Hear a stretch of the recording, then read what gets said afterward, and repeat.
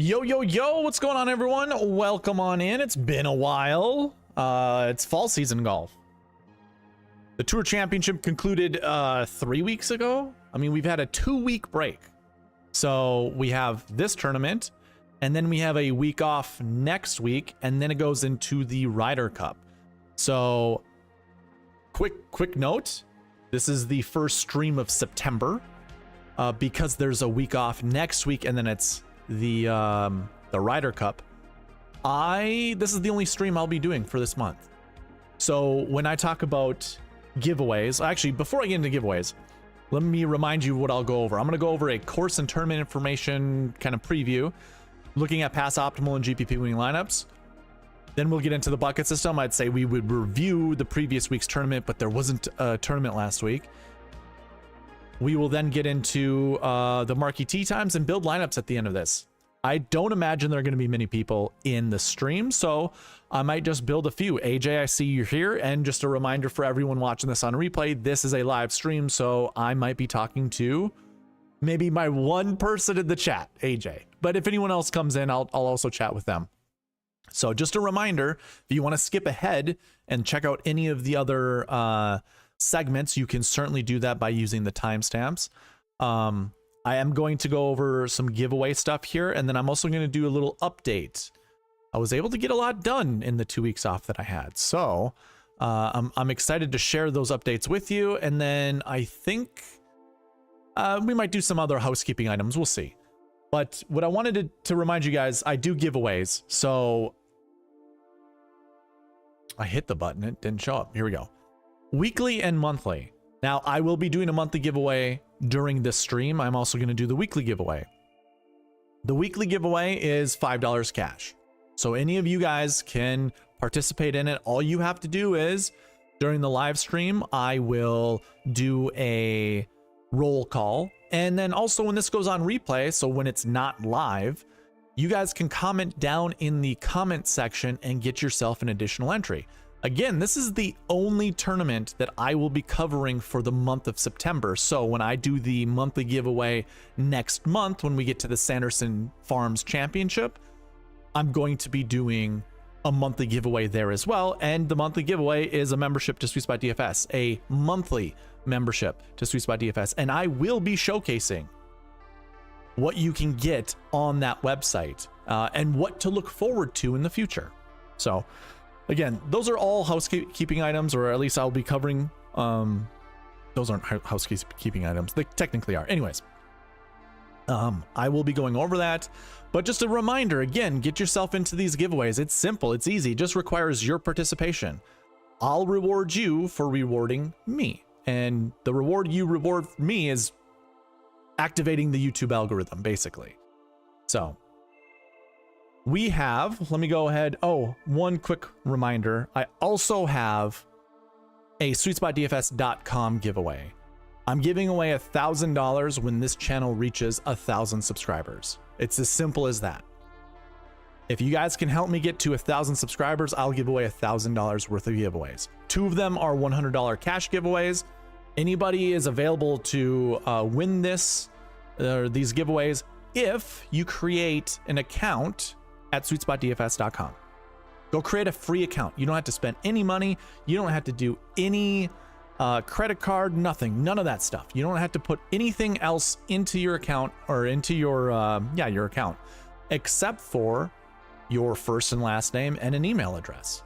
And of course, a password. You create your own password, but those are the only piece of information that you need to provide. And that's how you create an account. So it's super simple.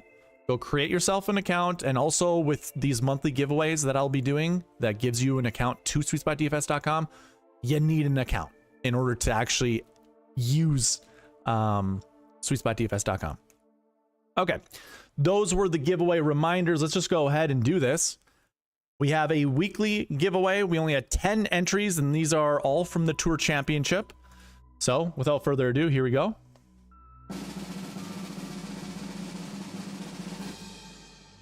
Shot Like Harden, 1 entry in the YouTube comments. All right, that's cool, man. $5 going to Shot Like Harden.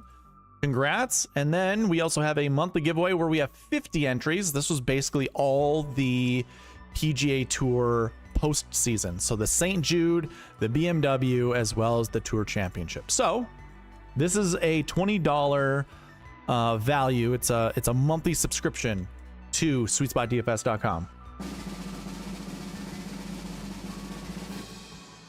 Nathan Johnson. He's a lifetime member.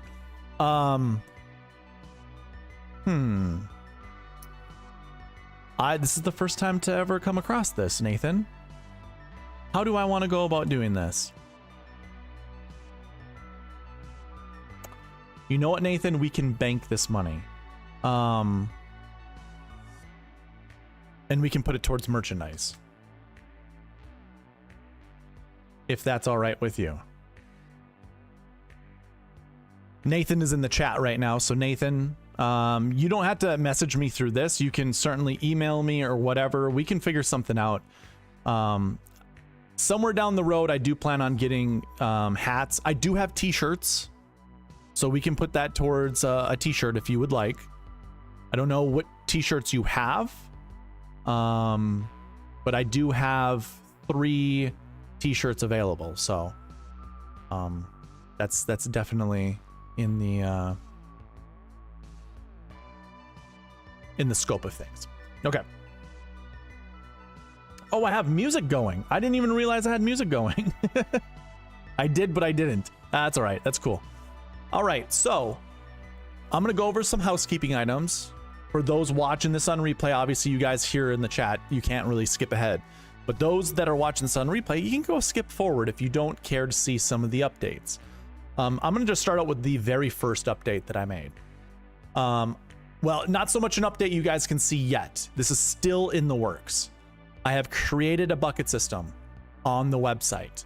Now, if you guys are unaware of why this is a big deal for me, the bucket system is a very elaborate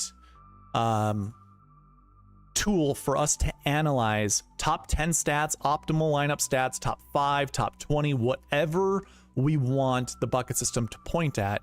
We can see, you know, of historical years of golfers playing in this event, what type of stats matter heading into the event.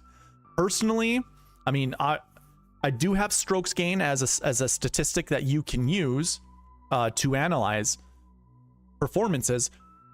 Let me restart that. Most sites out there only focus on strokes gain stats. They tell you what stats matter heading in, or what stats matter at a particular golf course, because they have these, shoot, what's the word I'm looking for? It's a data word.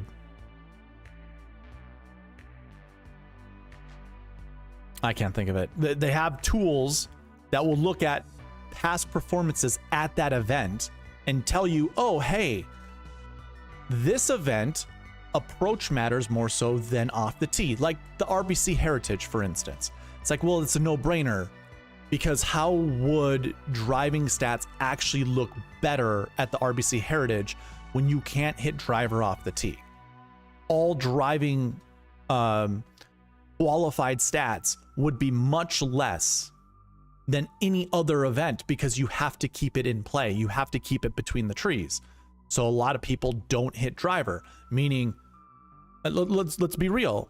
Off the tee stats are heavily weighed by how far you hit the golf ball and how frequent you can put it in the fairway. Well, if you're at the RBC Heritage and the average driving distance is only 270 yards, that means there's no opportunity where off the tee is going to matter whatsoever. So there's a bigger emphasis on approach. That is a flawed analysis tool, because if you go to, like, say, the Rick Run Goods of the world, and he shows his whatever he does in the beginning of his videos, he is giving you a list of tournaments where particular stats matter. It's like a ranking tool. Well, you put the RBC Heritage in there with the Rocket Mortgage Classic. The Rocket Mortgage Classic, the emphasis on driving is going to be so much higher than it is at the RBC Heritage. Where in the hell, like, there are some events where you can do a 1-for-1 kind of comparison, but there's never a perfect way to do it. I have always lived and died by the bucket system, because these are lead-in stats. They're not stats that were performed at the event, except for their finishing position, obviously. So depending on what you want to look at, whether it's top 10 stats, top 5 stats, top 20 stats, and that's just basically golfers who finished inside the top 10. If you use this little, where my mouse is, I'm trying to highlight over here. It's difficult to show you through the reports because nothing gets highlighted when I click on it except for these live cells down here. But if we're looking at top 10 finishers, so if I just use the last year stat right here, and we look at last year 1, 2, 3, 4, 5, and 6, they all mean something. And if you don't know anything about the bucket system, I do have an article that you can go read down here under articles under fantasy tools. This is free, so you guys can go and read what the bucket system is. But basically, for all finishers that finished inside the top 10, so all top 10 finishers, what were their last year stats leading into the event? See, that's the biggest component to stats analysis is lead-in stats. They're lead-in stats. You need lead-in stats to try to figure out what golfers from this year are primed to have success at this event. You know, I think it's really, to me, I think it's, someone will have to explain it to me, but I also just think it's idiotic just to begin with, that we are looking at what golfers do at a particular golf course, like what their actual captured stats are at a golf course, and then we try to compare it to next year's field with their lead-in stats heading into it. That's not a one-for-one match. Why are we not looking at lead-in stats of golfers heading into an event? You know, say like the 2024 Procore Championship, and then also comparing that to the field of the 2025 Procore Championship and their lead-in stats. That's essentially what the bucket system does. So I guess coming full circle, I'm sorry, that was long-winded, but coming full circle of why this is important, I've had to spreadsheet this because if you've never used Power BI, which is what my reports go through, you have to learn a whole new language called DAX. DAX formula, like DAX, formulas basically. So, I can't think of it. It's just DAX expressions. That's basically what it's called, DAX expressions. So you have to learn a whole new language. Well, I didn't know how to code the bucket system, like to find my top 10 stats, optimal, top 5, top 20. But you want to know who does know that? Your good old friend ChatGPT. I kid you not. So I actually was working on this pretty hard for a good, I'd say like 4 or 5 days of trying to come up with it myself. And then I finally, I did get it. I figured it out. But it was redundant, meaning I was copying, like there was a lot of the same code within my formulas. And so I asked ChatGPT to clean it up. And lo and behold, they came out with the perfect use of what I needed in order to make this work out. So I'm very excited to show you the bucket system. This is not yet finished, but I'm really close, really close. So as I scroll down, the very first thing you're going to see is the actual bucket matrix that I typically go over. Like if I go over the Procore Championship, this is what we're looking at basically. You know, I spreadsheet this stuff, and when I go over the bucket system, this is what you're looking at right here. So everything you see here except for the projections, that's a big difference. There's no projections, and I don't have the bucket totals in there just yet. I will eventually, but just not right now. If I go back, you can see how it looks. I'm very satisfied with this. And here's the wonderful thing. So if you scroll down on this page, well, first of all, you can scroll down on the bucket system to get to the salaries and the strokes gain stats. But you have to scroll down on the page, or I should say the report, to find this little gem right here. So what you'll end up having to do is pick the tournament you want to look at. So we can go ahead and put in the Procore Championship, click on that, and everything will update. So there you go, boom. All the stats here in the bucket system updated. I have to create individual spreadsheets in order for that to happen. Like you saw it go from the Arnold Palmer Invitational to the Procore. I need to create a bucket system for the Procore. I need to create a bucket system for the Arnold Palmer. I got to continue doing this every single week that there's a new tournament.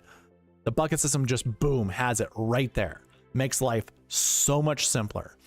So if I scroll down on this, let's just say, hey, I'm going to drill down on the last year ones right here. I just want to see, you know, I want to focus in on last year one. Well, here's the beautiful thing. We scroll down a little bit. And what you'll find out here is every golfer that's in the lead-in stats portion here is a last year one. So now we're really focusing in on a particular bucket. And the beautiful thing too is we can click on last year one, hold down, I think it's shift. Nope, sorry.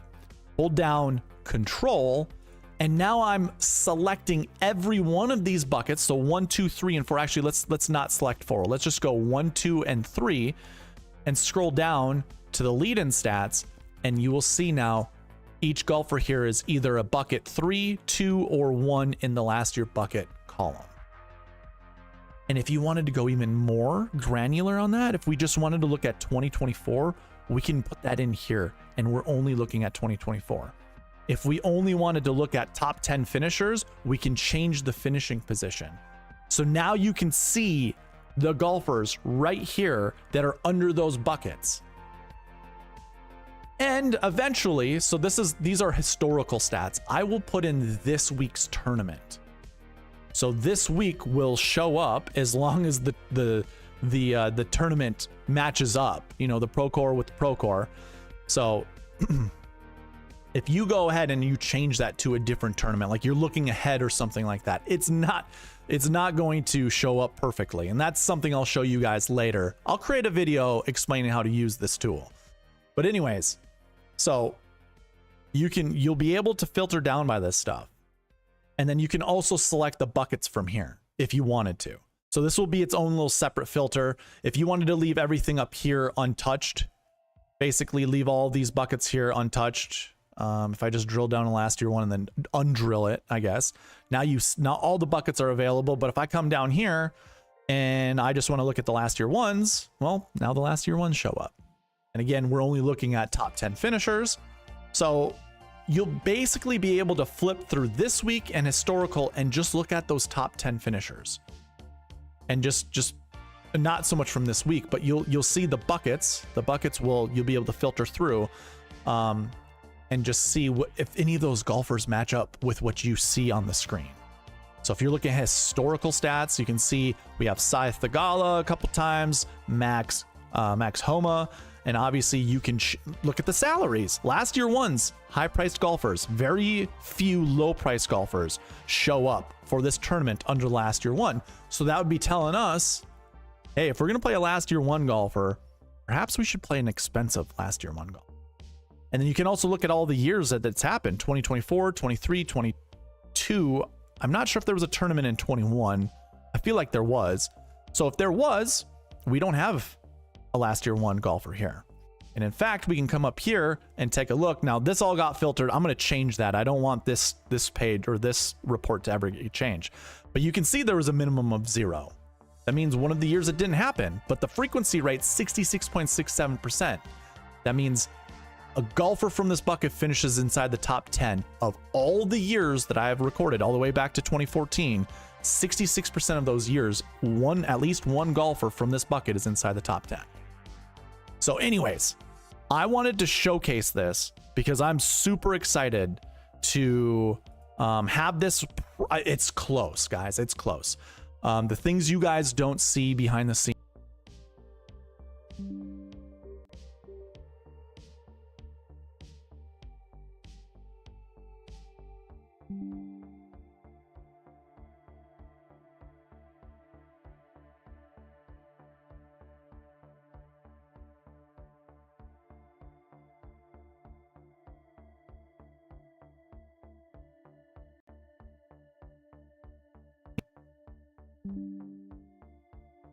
Check. I don't know what happened. It disconnected and then it connected. I don't know how long I was muted for, but essentially what I I was saying is you have no idea what goes on behind the scenes to make this work. So there are formulas for each one of these columns. So total, min, max, success rate, frequency rate, all this stuff. Plus these little buttons that are all off to the side here. Look at this. If I click on it, like the little dollar bills change, there will be a little well, this kind of shows what that filter looks like. See, it's pointed to a different, I got to go down here and go to 12. Bear with me. There we go. Anyways, a little filter thing will pop open and you'll be able to use the filters. I haven't decided what those filters are going to be, and then you'll have a little eraser mark like you do on the other pages. So anyways, I'm excited about that. And oh yeah, by the way, down here, you will actually get to see the full-on counts of each year and each of those buckets. So you know how I was saying up here, 66% of the time, a last year one, 66% of the years this tournament has been played, a last year one finished inside the top 10. Well, we can actually scroll down all the way down to the bottom here. We can actually look at the last year ones. 1 in 2024, 4 in 23, 1 in 22, 0 in 21, 1 in 2020, 0 in 2019. And you can see there are some zeros mixed in with others. But this will give you the full-on outlook. And then you'll be able to change optimal, top 5, top 10, top 20, made cuts, and missed cut counts. That's just going to show you all the counts of each of these buckets and what they represent for whatever stat you're interested in looking at. So this will all be available to you. Like, this is another awesome tool. This whole thing right here is my bread and butter. Like, this is what I'm really excited to get out there for you guys. So I appreciate you all sitting here and listening to me talk about this particular tool.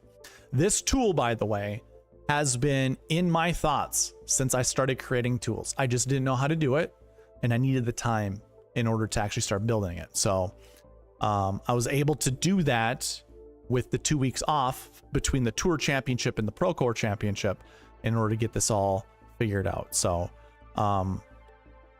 yeah, super excited because this also allows me to build other tools that I've been kind of putting off.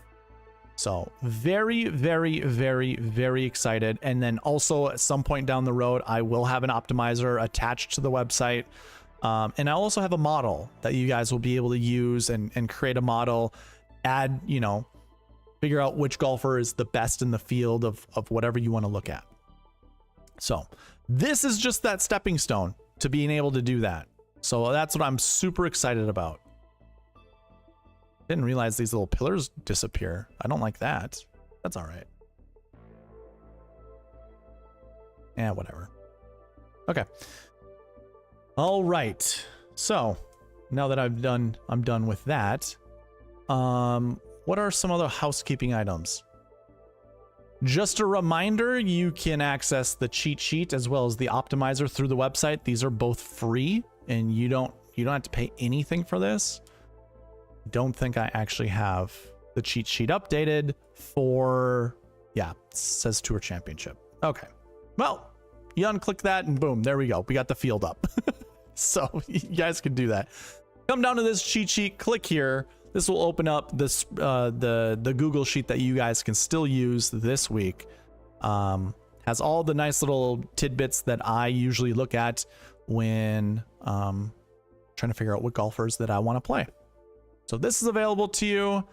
The optimizer, by the way, is also available to you. I don't know if you guys ever come here, but this is where you can actually request the optimizer, put your email in here and request now.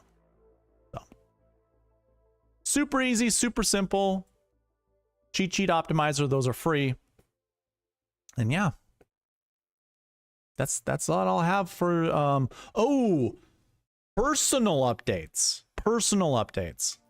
I tore my meniscus and I need surgery on the 26th of September. I do not know what that's going to entail for my streaming on October 2nd for the Sanderson Farms Championship, or whatever day that will end up being. Like, that actually might be September 30th. Is that Thursday? No. Oh no, that Tuesday. Yes, that is that Tuesday. So guys, I will try. I will try to stream that Tuesday night. We shall see. That'll be the 3rd day after surgery. I'm not sure how the knee is going to be after that, but I will try to stream. And then next week, I am going down and visiting Mr. Byron Lindecue, Mr. Back Nine Bets. I'm going to be golfing with him. So maybe we'll put some content out there. Maybe I'll put something on my Instagram or my my Twitter X account. Be on the lookout for that. Okay, and I'll actually put all this into the timestamps down below, just so you guys can see. All right, hey, what's going on, everyone? Joanne, good evening. Nathan, I saw that you won the giveaway and said hi to you. AJ, nice to see you, man. Golf is back. Finished second in my showdown last night for the Vikings game. There you go, man. Little bankroll builder, and would love a hoodie, says AJ. Sweet. Sweet trip back nine. Yeah, it'll be fun. It'll be fun. All right, guys, let's get into this thing and talk about the golf course and tournament information. All right, so I actually have the Tour Championship still in here. We got to deselect that and select the Procore. You guys can follow along with me on the website if you are a paying member. Just go ahead when you select the tournament, actually find the golf course that pertains to that tournament, and it is the Silverado Resort and Spa North Course. This golf course has hosted this event. It used to be called a couple different things. You had the Procore, the Safeway, the Fortinet, the Fries.com. Like there's a couple different names that go with this tournament, but the golf course has remained the same. So Silverado Resort and Spa North Course. Everything, all the stat pieces that you need for looking up the golfers that you want to play can be found on this page. Again, this is under golf course stats on SweetSpotDFS.com. There's a link for SweetSpotDFS.com down in the description of this video. Johnny Miller is your architect. He had a couple others that helped him. 7,100 yards. Well, I'm sorry, he renovated this. The architect is Ben Harmon and Robert Trent Jones. The renovation in 2011 was Johnny Miller, and I believe he's a member at this golf course, and he still has his eye on the golf course, making all the updates that he needs to do. So here's the thing. If you didn't already know, if I were to go to the strokes gain page, you have all of these filters over here now. So all of the stats that come from the golf course stats page. So I think I need to update this. Bermuda and POA, I don't think that's true. I don't know if there's supposed to be an overseed on this. Let me double check. A lot of my stats are validated through here. It's POA Bentgrass. I wonder if that was a... No. Fairways are Bermuda. Okay. I will have to update that, guys. That's my bad.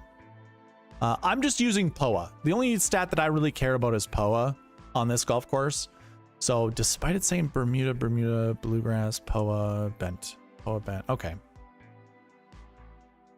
Yeah. I will go in and update that. I don't know why that's like that. Either way, POA is the grass.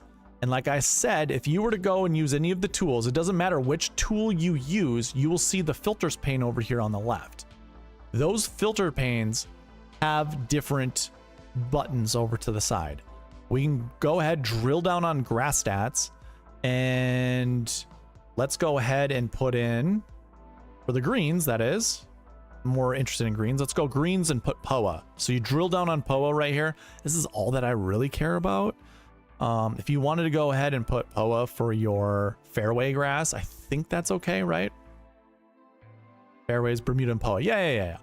Okay, so let's go back to here and go ahead and put POA into the fairway grass.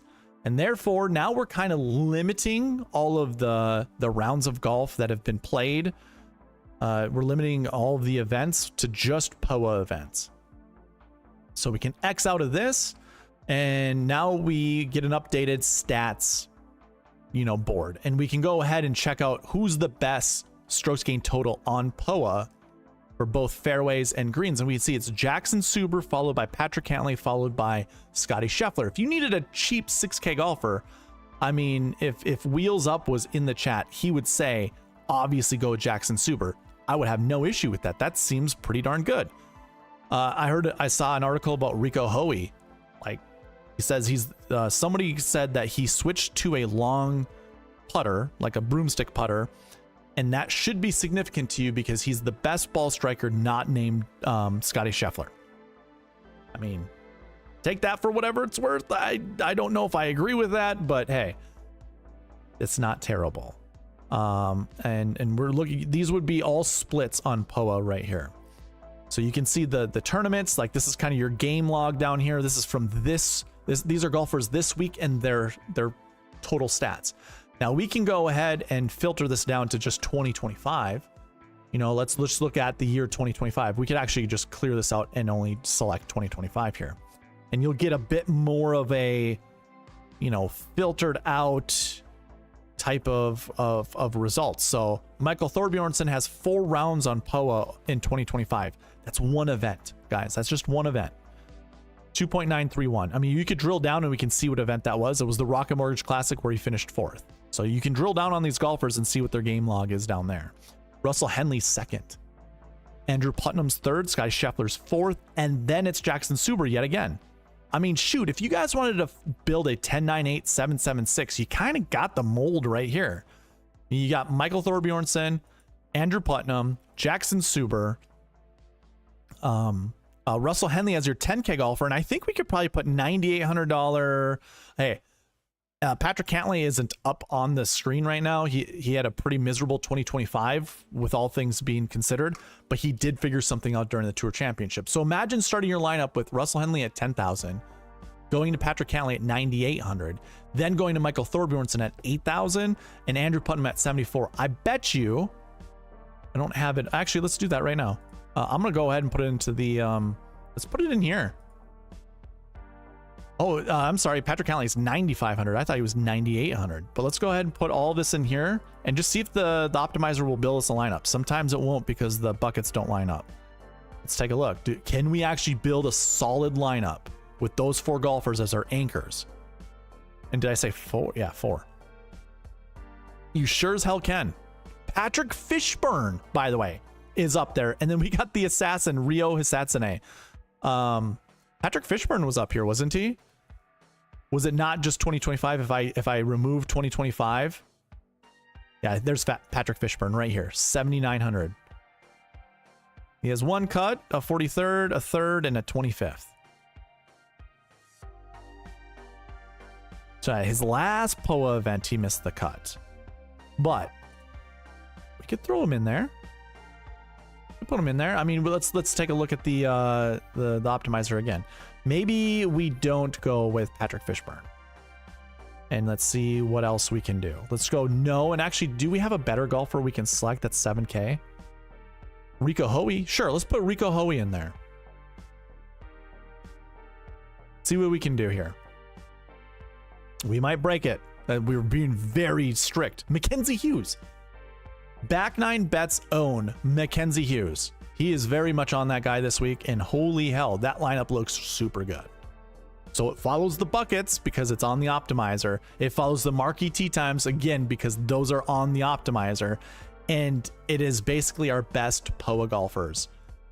By the way, you guys can all use these tools. The optimizer is free. You just have to request it. You can look at all of this. If you wanted to even go further in on filters, you have them all right here. Tournament filters. The field's 144 golfers, so we can be very strict about this. So maybe you go 132 to, let's just go 156. So we can put field size in there. Our strength of field is something I haven't talked about yet. Strength of field's 346. So what we could do is go back in here and The old way, I think, is, I should just call this the sweet spot way. So let's go 360. Let's do something like 320 to 360. Let's see how narrow that gets. I have no idea how many rounds of golf. Okay, so we don't have a lot of rounds of golf. Not anything I'm comfortable using as, you know, the truth. Yeah, there's not a lot. But it might give you a bit more confidence to use someone like Sam Burns. That was the 2025 Canadian RBC Canadian Open. Okay, so we probably need to open that up just a little bit more. So maybe we go 280 to 400. Maybe that's the way to go. Yeah, kind of. We get a couple more with some of these better known golfers. But there's Jackson Suber up there. Now we get Colin Morikawa up there. Michael Thorbjornsen's up there. Max Grazerman. Again, 4 rounds. That's just one event. Hey, I think I had mentioned this during the Tour Championship. When we go through these segments, I am going to be using these filters pretty. I'll just put it to say it this way. I'm going to do it a lot. I'm going to use them a lot. And I just implore you guys to go check out what these filters are. Obviously, you have a little eraser button that we can go ahead and click, and everything gets removed. Whatever filters I had on there, they're gone. You're back to a fresh, clean page. So going back to the golf course stats. Again, a lot of, oh yeah, by the way, I forgot to mention this too. Check this out. If I go to course stats filter and I scroll down, shot shapes. Shot shapes. We have shot shape filters in there, guys. Because every golf course I map out, every year, every renovation that's done, I map out. So I have, you know, if you take a look at Silverado, you can see where the shot shapes, listen, I was going to say where the shot shapes matter, but if you read the little disclaimer here, it says off the tee and approach shown below indicate the preferred shot shape.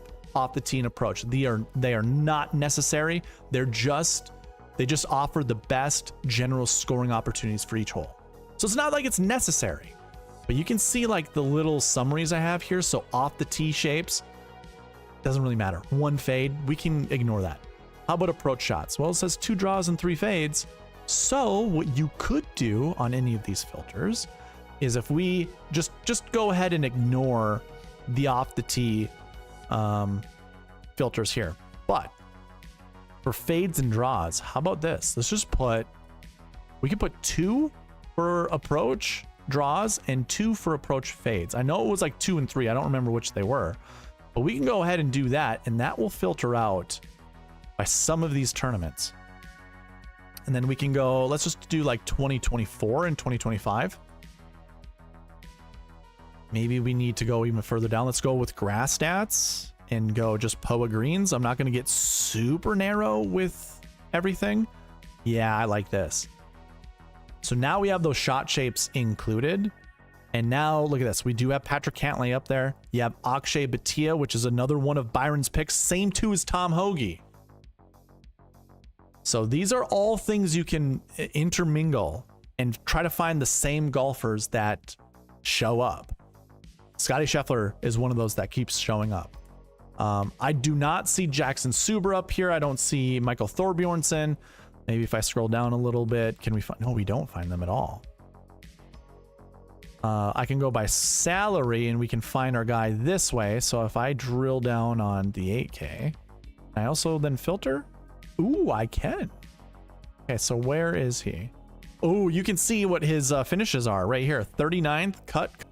Ooh, in the negative. So that kind of, you know, that introduces a bit of a little conundrum. Do shot shapes matter that much? That is something you guys will have to figure out on your own. Maybe we're too strict. Maybe we put 1. What was it? Anyways, let's be okay. 3 fades. So let's do this. Let's just put 1 for draws and 2 for our minimums. Just our minimums. Maybe this will be a little bit better for our boy, Michael Thorbjornsen. Not really. I mean, let's go ahead and put our salaries down, or sort by our salaries, and check out the 8K range. It's even worse. It's even worse. So where shot shapes might matter, Michael Thorbjornsen, not super great. Same with Pat. Well, no. Patrick. Whoa. Did we not? Oh. Yeah, I sorted by salaries. My bad. -1, 2. Who's our top guy? It's probably Scottie, right? Yeah, Scottie by a mile, almost by double. But Cantlay is up there. So too is Henley. Hoagie's up there as well. So is Colin Morikawa. So, well, how about this? Let's build a lineup that way. We go Cantlay, Henley, Hoagie, and maybe Morikawa. Let's do that. Let's go Henley, Cantlay, Morikawa, and see what we get. So let's put our guy Tom Hoagie in here first. Go back to Henley, and I know that's kind of just being, you know, pretty strict on just these guys. And Morikawa. I'm going to throw Morikawa in the mix. None of these guys are playing together, which is wonderful. That doesn't break the optimizer, but let's see if we can break it a different way. We don't. Joe Highsmith, I don't know. Hey, this is not a golf course that's terrible for Joe Highsmith. I just don't know if I'm going to get there with him. Mac Hughes and the assassin Ryo Hisatsune. Hey, that's not terrible. We get Mac Hughes in there once again. Again, Byron's boy, Mac Hughes. Let's go ahead and take down Rio. And here's a third lineup. Chandler Phillips, the mustache man, Chandler Phillips. It's a solid lineup. I'm very okay with this lineup as well. It's Henley, Cantlay, Morikawa, Mac Hughes, Hoagie, and Chandler Phillips. So, again, just ways that you guys can use the tools and also use the optimizer to build lineups. I think that's fantastic. And I'm actually pretty excited. I think this is how I'm going to do a lot of these course previews moving forward. So, that is all I have to say. It's 144-man field, top 65 in ties. You have a lot of golfers this week, by the way, that are here because the Ryder Cup is in 2 weeks. Normally, you would not see a Scottie Scheffler here. I'm going to switch to my spreadsheet and just take a look from top bottom. Normally, we would not see a Scottie Scheffler here. Let me zoom in just a little bit more. Normally, we wouldn't see a Scottie Scheffler here. We have seen JT here before. By the way, Scottie Scheffler's 0 course history, and he's still the #1 ranked golfer in my model, which does take into account course history. JT has played here before. Henley has played here before. Not a lot of success, by the way. Pretty bad course history. Still popping in the models, or still popping in the filtering that we just did, and also building some decent lineups with the optimizer. But yeah, you're going to have a lot of golfers that don't play this golf course that frequently. That don't play that course frequently, that are just here to practice for the Ryder Cup. So throwing that out there. Yeah, I think that's all that I have to talk about with the golf course and tournament information. Any questions? I see the chat is dead. If not, well, any questions you have, I will answer it during the next segment. So moving on. That's optimal and GPP winning lineups.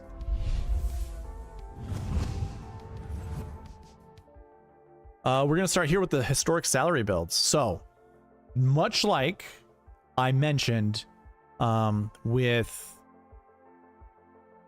the golf course and tournament information, you can use all the filters on this page. Now, there is one filter in particular that is specific for this exact page right here. They don't have the same names. This says historic lineup filters.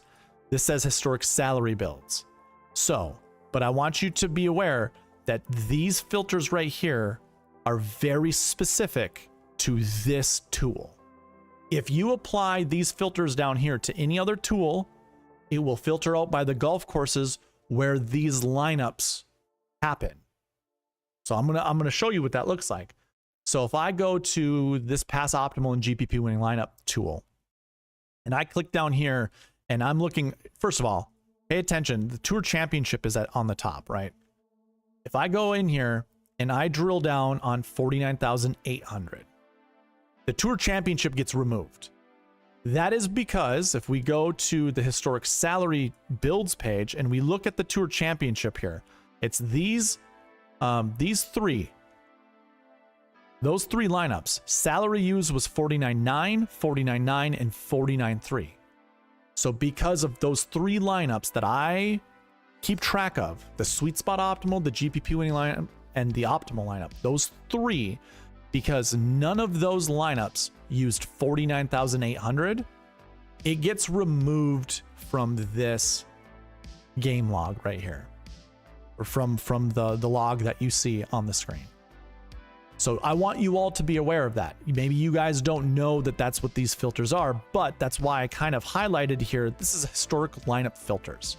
So it's really just supposed to be used on this page, but you can certainly use them however you see fit. You can use them on the other pages. You just have to understand what it's doing. And I just explained it. So rewind and listen to it again if you need to. But that is what you can, that's how you can use that tool. So anyways, first things first, I mean, we can look at this a couple different ways. We can go put in the Procore. Now, what I just kind of said during the golf or the course and tournament information segment, this event, this year's Procore Championship is not like any of the other Procore Championships because we have some golfers in the field that are only here for a tune-up for the Ryder Cup. They normally wouldn't be here. Scottie Scheffler has 0 course history here. And you haven't really seen like Justin Thomas here all that often. You haven't seen Russell Henley here all that often. Just be cognizant of that. Like if I go into one of these other tools and let's just drill down on Russell Henley right here. Let's go Russell Henley and the tournament is the Procore. So when we look at this, he's only played this in 2018. And heck, you can do this with all the other golfers that are right here. So Procore Championship. I mean, look what it did already. It removed, if I go ahead and clear the selections, so you can see Scottie Scheffler's at the top. I go ahead and put in Procore once again. He's going to get removed because he has 0 course history.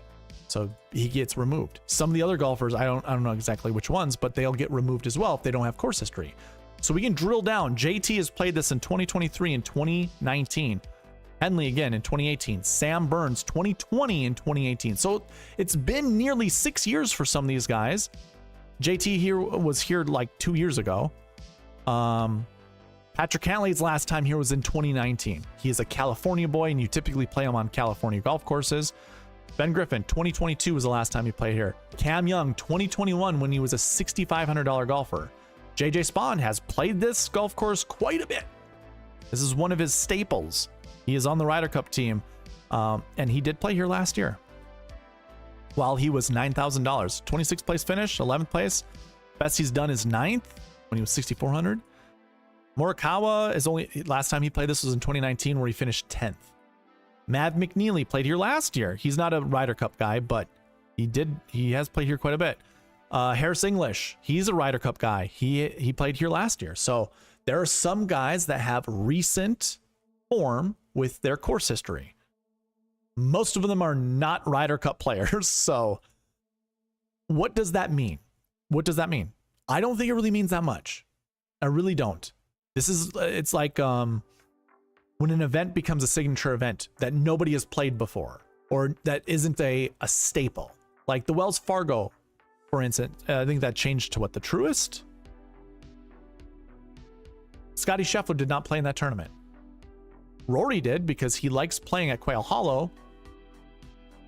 Was it in? No, Quail Hollow was the PGA Championship this year. Okay, so either way, I think it was last year even though Wells Fargo, Scottie didn't play. But there are some golf courses that golfers just don't ever play at. When it becomes a signature event, they do play that event and they do well. So I'm not concerned about the Ryder Cup players coming to this event and playing poorly. I still think Scottie's the best golfer in the world, and he most likely will win this tournament with his eyes closed. But going back to what filters to use, if you drill into the Procore Championship, because that's the simplest thing to do. Let's look at the Procore. Let's look at the typical lineup builds. It's pretty all over the place. 50% of the 3 lineups that I keep track of, again, the GPP winning lineup, the optimal, and the sweet spot optimal, you can see the 3 lineups up here at the top. These are the lineups that I keep track of. Sweet spot, optimal, and GPP. So those 3 lineups I keep track of all of those lineups that I have recorded, only 50% of those lineups use a 10K golfer. And if we drill down into the GPP winners, 33% of GPP winning lineups have used a 10K golfer. Now we can drill down and look at the years. So 2022 was one of those years, and so too was 2020, where the max salary was $10,000 in 2020 and the max salary was $10,500 in 2022. Yeah. So 10Ks are not very successful at this event, it looks like, for GPP winning lineups. Optimal lineups, there's a few more. Okay, so 50% of optimal lineups have a 10K golfer. And a sweet spot optimal, if you want to know, most of you guys already know this already.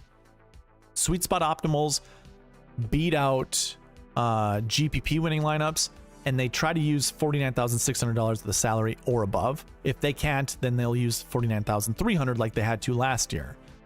But it still beats out the GPP winning lineup, unless the GPP winning lineup is just the optimal lineup. Then it obviously can't. But I do like to give you 3 different kinds of lineups so you can, you know, use your imagination to build whatever lineups you want to. So you can see we have a 10-10-8-7-6-6. Most of the time I tell you to build a 10-9-8-7-7-6 lineup and go from there. This is kind of an iteration of that. Then you have a 10-8-8-7-7-6, 10-9, 3 sevens and a 6, 10-9-8, 7-7-6. There we go. We have the lineup that we want. And yeah, so this doesn't really tell us much for optimal lineups. It's kind of just a shoot and hope type of thing. Anyways, if we clear out those filters and we put in a lot of the filters that we already put in, so like POA, like we did for the golf course and tournament information segment, we could put POA there, and then we could also put into the course stats, not course stats, the tournament stats. We can come down to strength of field and put in the same strength of field that we just had. So 280 to 400. So we put something in there, and then that will filter out some of these other types of builds that we want. Another thing you can do, by the way, click on the little fantasy stats, and for the most expensive golfer, right down here, highest price golfer, we can change our minimum to be, well, first of all, let's not do that yet. But what you can see is the most common lineup builds, 10-9-8-7-7-6, with the 2 filters that we provided, the strength of field and the grass stats. 10-9-8-7-7-6 followed by a 10-9-8, 10-8-8-7-7-6, 10-9, 3 sevens and a 6. But yeah, 70% of lineups, of all lineups, have a 10K golfer when you put those filters in. We put in the sweet spot optimal, 87% of sweet spot optimals use a 10K golfer. We're looking at just optimals, it's 58%, and GPP winners, 66%. And I'm just looking at this stat right here, right where my mouse is kind of circling. But what I was saying is we can actually filter down, and let's go with the lowest priced salary golfer. Let's move that up to 6,000 because that is what our lowest priced salary golfer is right now. That did change some of the lineup builds, but behind the filter, you can kind of still see that 10Ks don't really reign as much supreme as they had. 69% of all lineups have a 10K golfer in them. But it's even, I can't remember exactly what the sweet spot optimal one is, but this is at 86%. That's still pretty high. Optimal lineup, 55, GPP winner, 65. So a little bit of a drop for the GPP winner. But if we go back into here, and we put our highest priced golfer to, let's just go $12,000 to 15.2. Actually, not 12,000 to 15.2. Let's go 12,000. Actually, yeah, 15.2 because Scottie's 14.4. So yeah, let's just go ahead and put that in here. We have 2 iterations that actually follow this. So basically all this means is we're kind of blind with a Scottie Scheffler. Like, we already know Scottie Scheffler could win this.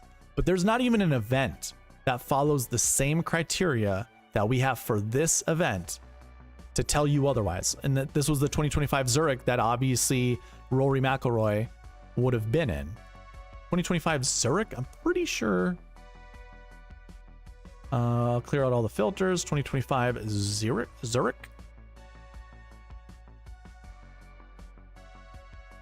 12,400 is what we're looking for. Oh, not, was it the 2025?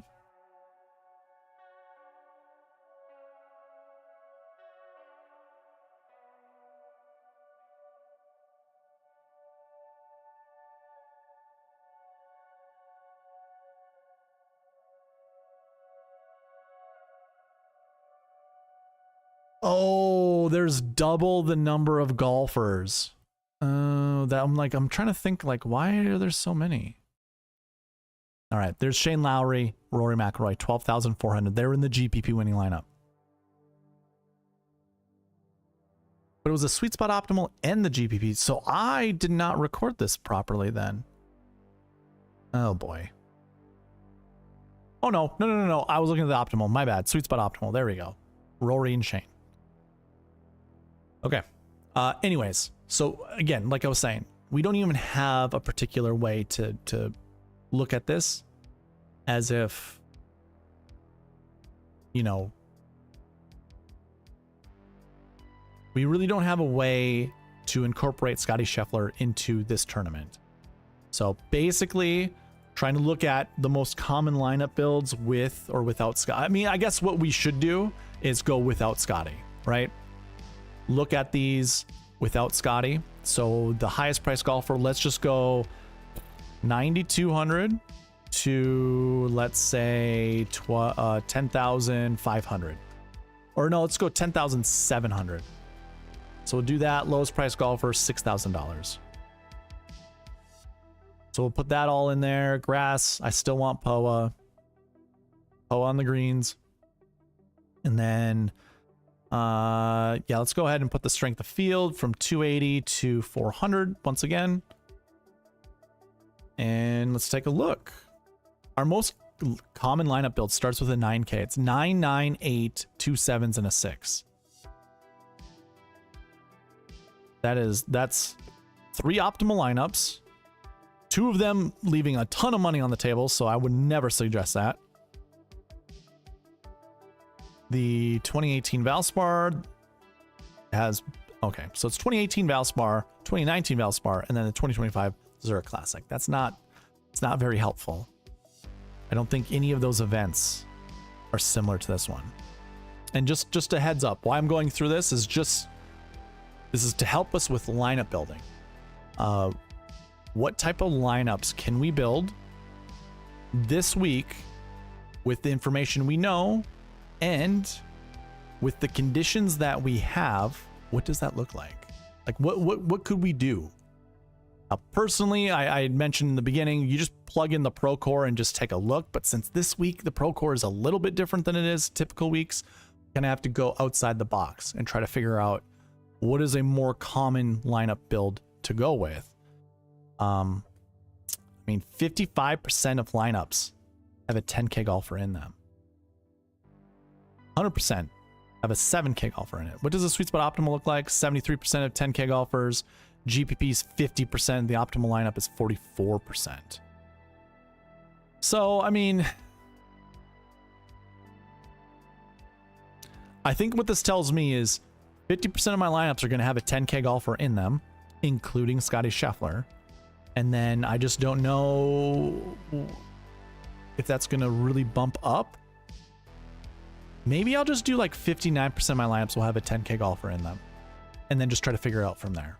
Because Scottie Scheffler will probably be, yeah, I don't know. I think we'll just have to figure it out. We'll have to figure it out. I don't know the right answer just yet. Maybe if I just put in POA greens, and then go ahead and put in my highest price golfer like I had it before. Let's go 9,200 to 10,700.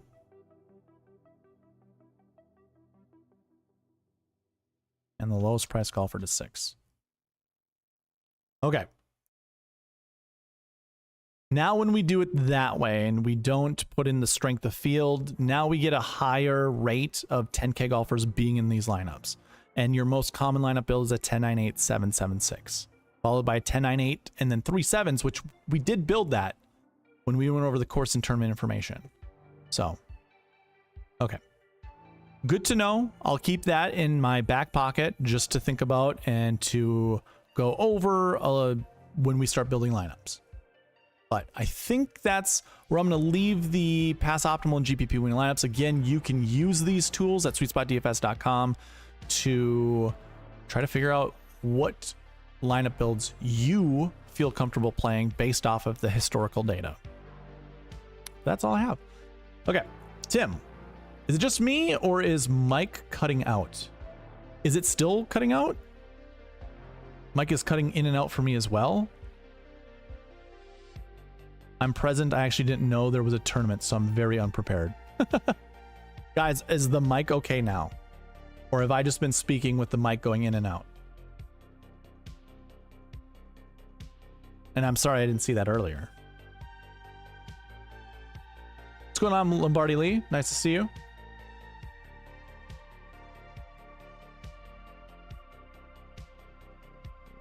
Let me know the mic situation.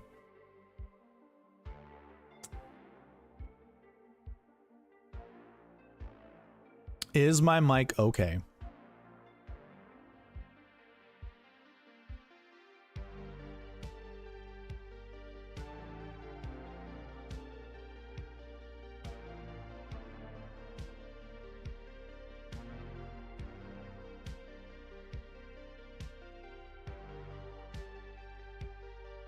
It's been okay for the last few minutes. Yeah.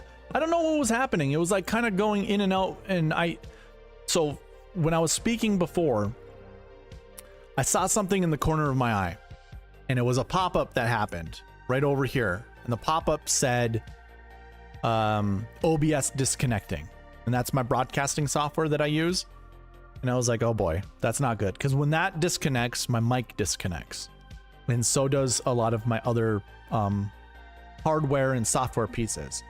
So when I looked down, I saw that when I was speaking, the mic wasn't actually doing anything. So I was like unplugging things, plugging them back in, trying to figure out, you know, try to jingle jangle, all that kind of stuff. Just wasn't working. Until I saw it all come back, and then I had to wait a little bit longer, and then it was in. So I'm glad that it's working. Beautiful. All right. Let's get into the bucket system.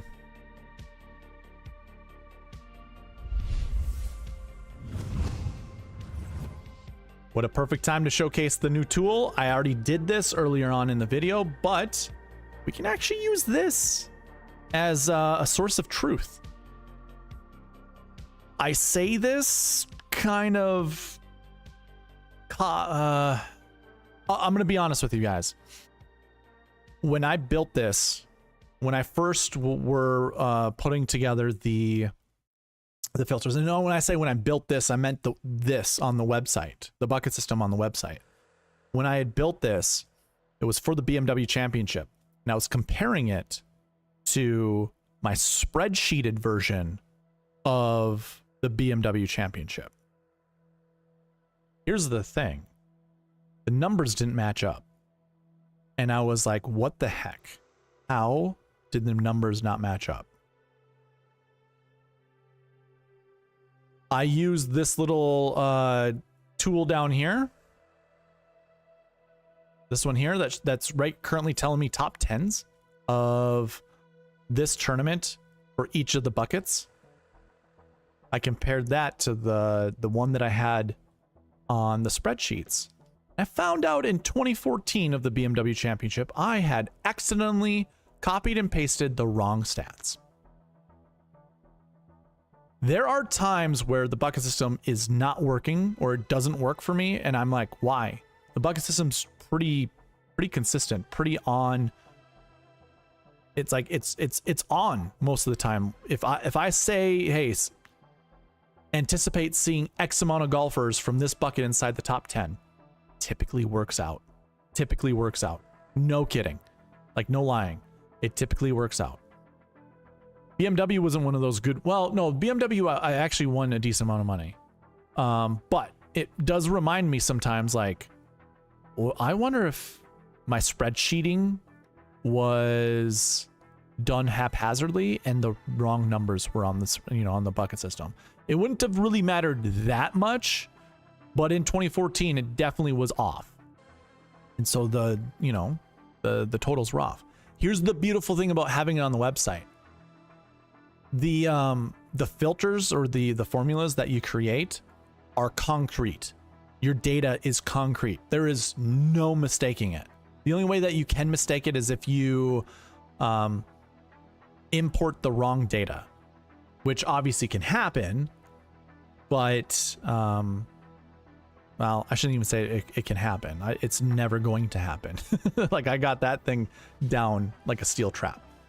So anyways, here's the Procore. This is the top 10 stats, the optimal lineup stats, the top 5 and top 20 stats. If we take a look at each of these buckets, so you can see last year, last week, and course history on the screen right now. If I scroll down, you don't see a minimum of 1 at all for any of these minimums. Not 1. That's insane. That's pretty crazy. So as I'm scrolling down, we don't see 1 at all. Guess what? There's not 1 for any of these stats.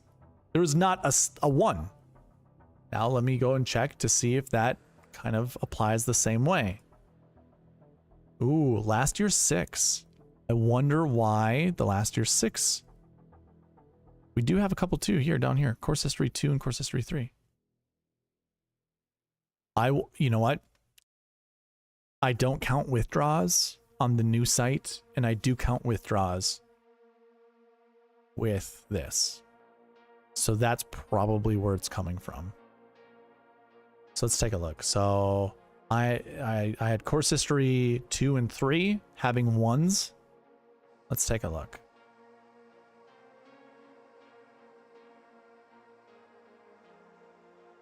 So here's our tournament history. 2s and 3s all the way across.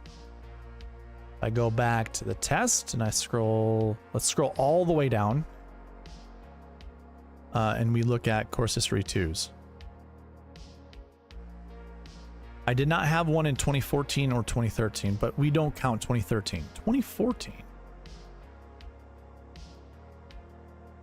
And technically, I think it is counting 2025. Which this would be my bad. If it's counting 2025, that's my bad. That's this year.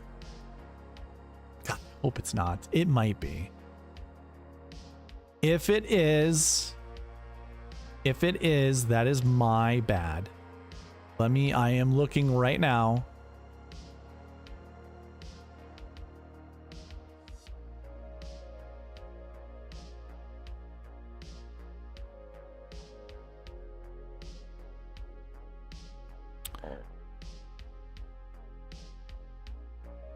It's counting 2025. Yep, that's my bad, guys. It's counting 2025. So all of them are zeros. Oh my God. Okay.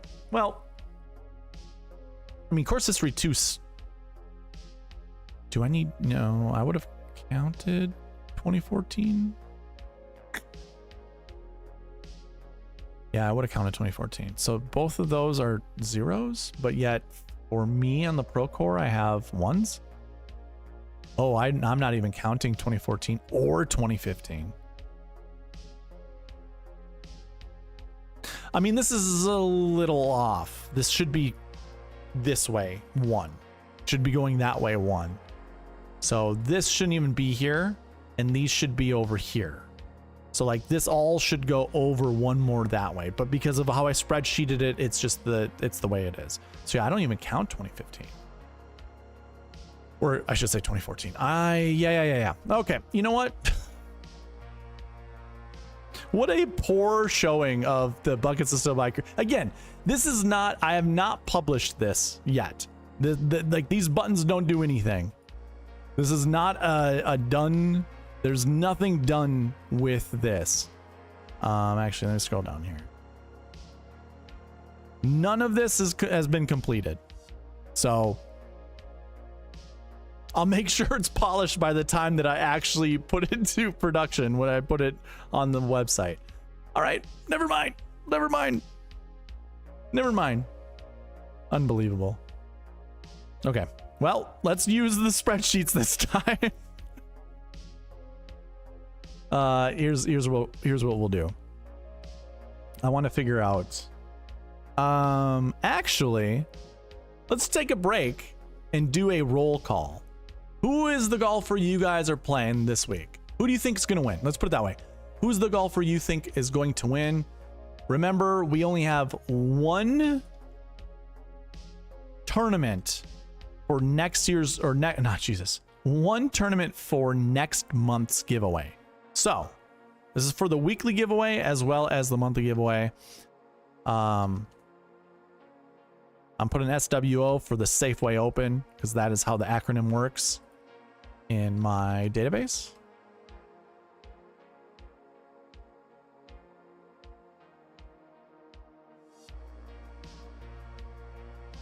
Cam Young for Joanne. Nathan Johnson.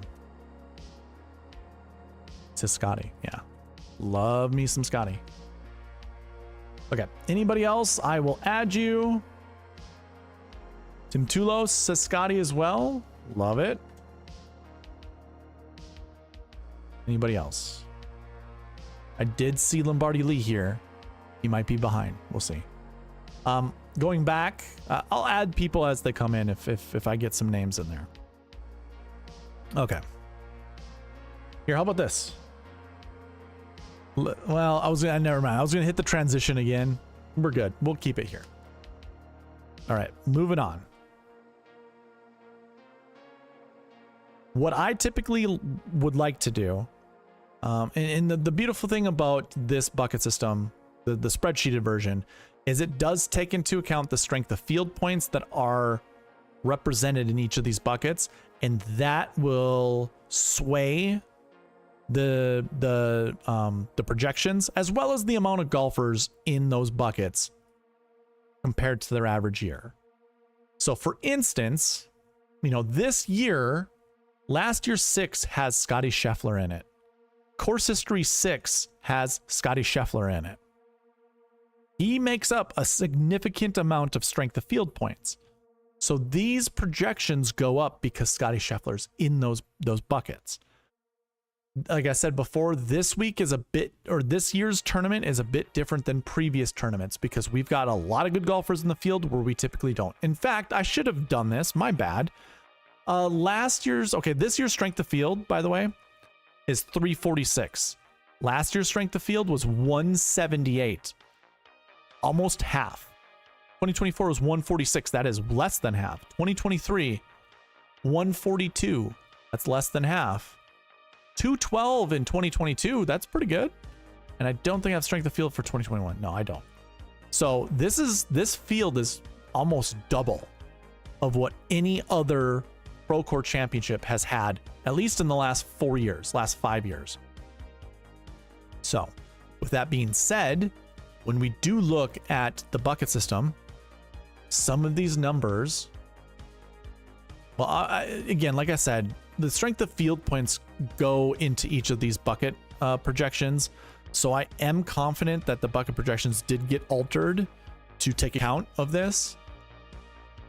But a lot of these bucket projections use the success rate, and they use the amount of golfers in those buckets as they're just all a part of the calculation. So here's what I'll say. Let's just look for the anchor buckets, and then we can look at some of the golfers in those anchor buckets.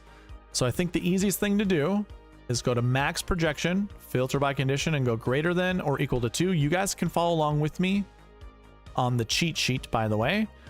And then I do want... I'm actually going to filter this out just a little bit differently. I see that this one... Okay, I'm going to go over here, and I'm going to go max... Okay, this is a conservative projection over here, right above my head. I'm going to go into here, and I'm actually going to bump this up over to... It's going to be greater than or equal to 211. 2.11. 2.11. And this should really trim out all of the non-anchor buckets. Yeah, this is pretty good. So we have last year's sixes as an anchor bucket. Every year we see at least one golfer from this bucket inside the top 10. Here's the issue. There are 71 golfers in that bucket. We're not going over that. Scottie Scheffler's in that bucket. So too is Justin Thomas. So too is a lot of good golfers. Like if I go here and we just take a look at the last year bucket, Scottie's a last year 6, JT's a last year 6, Henley, Burns, Cantlay, Griffin, Young, and Young. So these golfers here, how many are those? Your top 7 golfers with salaries are all last year 6 golfers. So too is Colin Morikawa. So let's just use, so of the 9K and above golfers, only 2 of them are not a last year 6 golfer. So you want to know what? That's pretty much a slam dunk to me to say that this bucket is going to have at least one golfer from it inside the top 10, but I'm projecting somewhere between 3 to 6. And remember, Scottie's in that bucket. So what I do all the time is I drop the minimum projection down by 1. So I am saying there's going to be 2 to 6. And now I'm going to actually update that on the optimizer because I did not do that before. 2 to 6. There we go. The next bucket, 1 to 4 for course history 3s. There are 43 golfers in that bucket where we normally see 35.8. If you wanted to go ahead and filter out by these numbers, you certainly can. There's too many golfers in this bucket for me to actually really want to go through each one of them. So I'm going to clear that out. And it was this, what, course history 3? Was that correct? Yeah, course history 3, we want somewhere between 1 to 4. Well, you got Sam Burns, JJ Spawn, Colin Morikawa, all in that bucket. And then there are 3 8K. So there's 3 8K golfers, 3 9K golfers. And by the way, Michael Thorbjornsen was one of those golfers in the course and tournament information. When we were filtering out on the tools that I have, he was one of the top golfers. So too was Akshay, by the way. And Sam Burns was up there as well. And so too was Colin Morikawa. So I don't mind playing any of those golfers. Tom Hoagie is in this bucket as well. So obviously we did build some lineups with these golfers in mind without knowing what buckets they were in. So it just kind of gives us a little bit better. And Andrew Putnam too, by the way. Andrew Putnam was in there. So is this a 1 to 3 bucket? Or was it a, yeah, 1 to 4? It's a 1 to 4 bucket. I don't know. Yeah, I don't know. You know what? I feel pretty good. At least 3 golfers are going to be in that, you know, are going to represent this bucket inside the top 10. Don't know how confident I feel about 4, but we did build some lineups that did have 4. Actually, let me pull up the optimizer. Do we have 4 in there already right here? Yes, we do. Course history 3, 4. Well, what if I go ahead and put 3? This was we highlighted these golfers, by the way. So let me try this again. I might have, did I highlight? No, I did not. Oh, well, it breaks. See, Colin Morikawa, course history 3. Cantlay was a course history 2. Henley's a course history 4. So why does it break?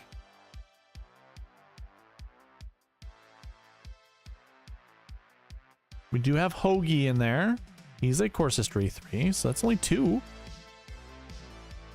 Feel like Morikawa is probably the one that's hurting this, but I'm going to actually take out Russell Henley and see what else we can do. Still breaks. Wait. Is Hoagie in an optimal? No. I was going to say a Marquee Tee Time. He is not. I'm over the limit on one of these. I'm not sure which one. It still breaks. I have to have 4 course history 3s? That makes 0 sense. Something is not right. It still breaks. Okay, what's going on?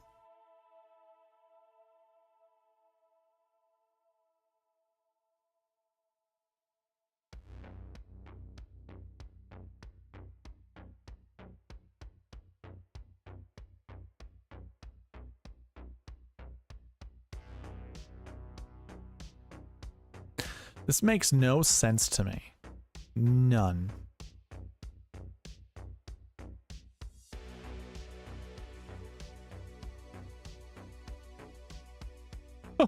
Do I need 4? Are you kidding me?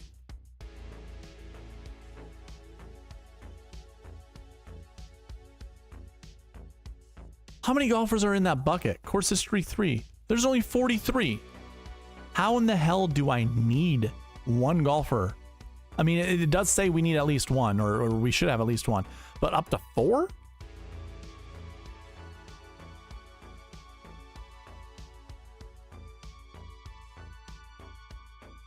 Hold on, let me see something. I'm gonna open up the optimizer I send you guys and see if the same thing happens. That is nuts. See, this only has 2. If I drop that and I put this to 2, this will work.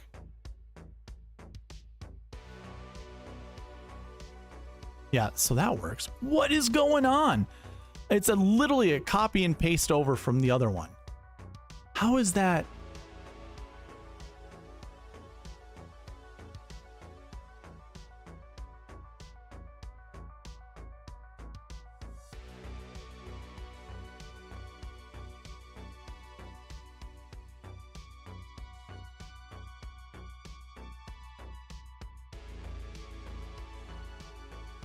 How interesting. Okay. Let's do this. I need to fix this. I don't like that.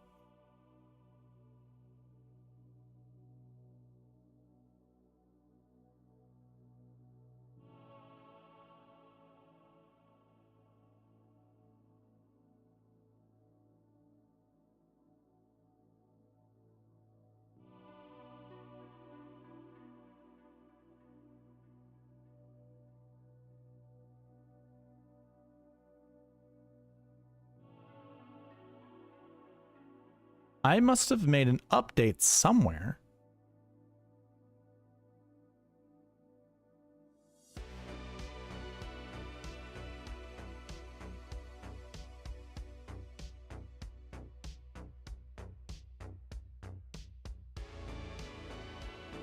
Still not working. Oh, brother. What in the hell?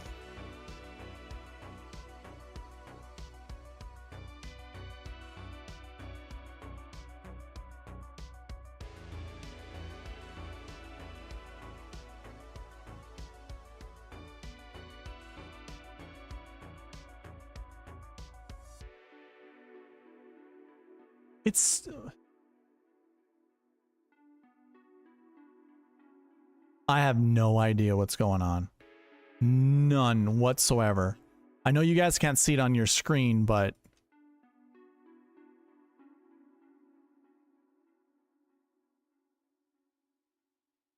I wonder... Hold on.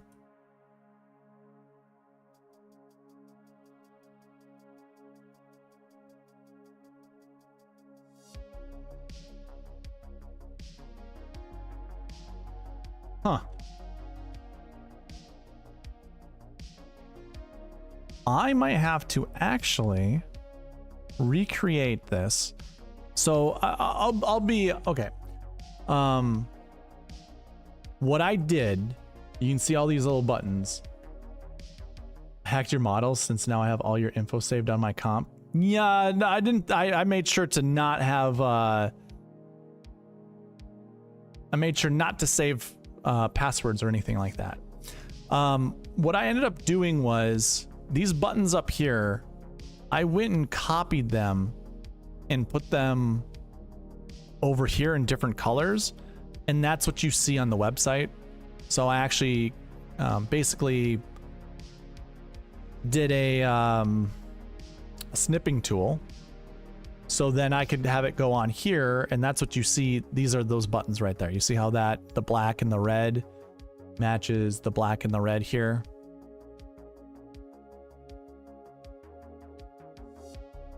So that's what I ended up doing, just to make everything, you know, work in tandem. And I think what I had to do with one of them is I had to change one of the buttons. I had to reassign it. And I wonder if that's what screwed it up.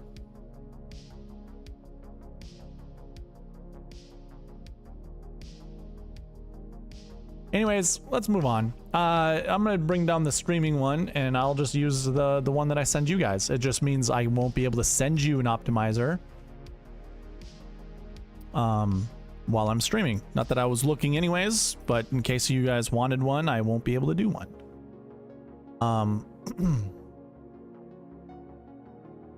So anyways, we were looking to build lineups, right? With Colin Morikawa, Tom Hoge, Patrick Cantlay, and Russell Henley. Let's see if this optimizer breaks. Shouldn't. And it doesn't. So we get Henley, Cantlay, Morikawa, Hughes, Hoge, and Hisatsune, which is pretty much what we had built before. Okay, cool. So, wow. Nothing like trying to get back. Can you send me the optimizer? Byron, I will after. Oh, maybe I can. Never mind. Maybe I can send it to you.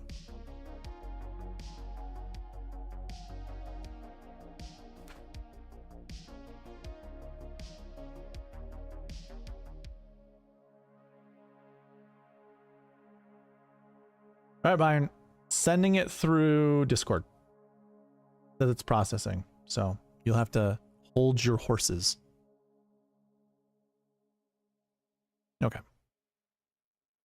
Anyways, moving on. Going back. Dude, I'm screwing with you. Oh, well. Screw you back. Recent Form 1. The other bucket. There was only 10 golfers in that bucket. Scottie Scheffler's one of them. 1 to 3. I think that one's going to be an easy one. Easy one to pick golfers from. 1 to 3 golfers we're anticipating to be inside the top 10. Cantlay's been on our list. Henley's been on our list. We obviously like Scottie. Other golfers we really didn't talk about are the ones highlighted here. Your boy Taylor Montgomery, Byron. Horses are waiting. What does that mean? Jackson Koivin is in there. I know that was Kenny Kim's guy. 1 to 3 though. We want to play 1 to 3. That's what we're projecting to be inside the top 10, and Scottie's in this bucket, meaning the Scottie rule is we bring the minimum down by 1. We technically bring both of the projections down, so the minimum and the maximum, so 0 to 2 would be our choice. But there's a lot of good golfers here to choose from, so I think 1 to 3 is fine, whether you play Scottie or you don't. I think 1 to 3 is just fine. For recent Form 2s, 1 to 4 of these golfers. Justin Thomas is in the top of this one. Sam Burns, Morikawa, McNeely, English, Bhatia. There's Byron's boy, Akshay Bhatia. And then a bunch of other golfers. That's fine. This projection again is 1 to 4. I would go light on 4 golfers, but you have the option to. I really don't have any issues with any of these golfers that are 8K and above. I think it's fine. I'm not going to talk about 7K golfers, and I don't really care to talk about the strokes gain stats, but we can. So, of the strokes gain 1 golfers, we want to choose 1 to 3. I think I have it in the optimizer as 0 to 3. Just because there's not a lot of golfers in any of these buckets. Yeah, 0 to 3 and 0 to 3. There are not that many golfers in these buckets, and Scottie Scheffler is in the strokes gained 1 bucket, so I automatically bring down the minimum of this to a 0, because Scottie could finish inside the top 10, but he also might not be in the optimal lineup, nor might he not be in the GPP winning lineup. So we have 10-2 down to 6-3. And then strokes gain 2, the same projection as strokes gain 1. There are some worse golfers in this bucket than there were in the strokes gain 1 bucket. You know, Ethan Fang, I don't even know how many events he has under his belt that brought him into the strokes gained 2 bucket. Takumi Kanaya, don't really care. Quade Cummins, not terrible. Chris Ventura, not terrible. I'm going from the bottom up here. Hayden Springer, sure. Carson Young, sure. Cam Champ. I have him in my dummy lineup, and I went to go look at his course history at this golf course. I'm gonna go ahead and put in Cameron. Oh, wait. Cam Champ. Oh, that's a tournament. Sorry, I'm selecting the wrong thing. Cam Champ. Cameron. Champ. There we go. Cam Champ. Procore. Look at this. Cut. 1/25th cut. I don't think I care to play Cameron Champ. I want to, because I remember the win, but that was maybe too far, like way too long ago. I'm probably just going to skip that. Probably just going to just skip that. So, don't care. Taylor Moore, never been really a big fan, but he is a PGA Tour winner, so sure. Vic Perez, I like Victor Perez. And then you just got a bunch of golfers here, including is this one of Kenny Kim's cornerstones, something like that. Byron, you didn't know Cam Champ won the Safeway Open way back in the day? Ethan Fang was on the Walker Cup. I did not watch much. Actually, I didn't watch any. The only time I actually watched was at your place or at the Airbnb you were at. So, and that wasn't much. Didn't see much. Anyways, yeah, this one being a 1 to 3 bucket. I don't even know. I mean, Patrick Cantlay is my 1, right? That's the guy that I'm probably selecting over all of these guys. I will be playing some Batia. I will be playing some Koiven and Michael Thorbjornsen. Definitely going to play some Michael Thorbjornsen. He just popped too many times throughout this video to not want to play him. So that will conclude the bucket system portion of this video. Let's go ahead and get into the Marquee Tee Times. He's basically Cam Smith.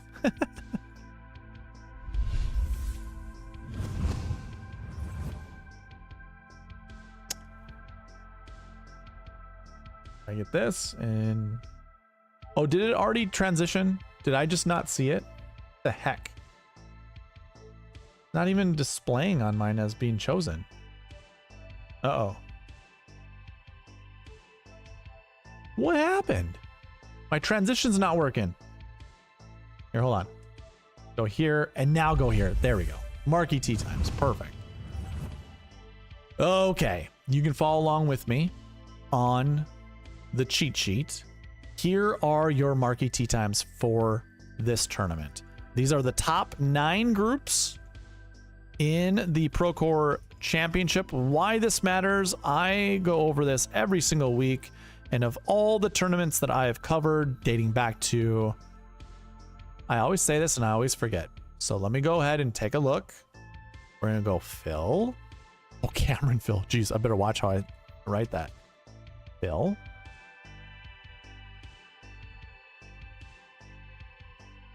What?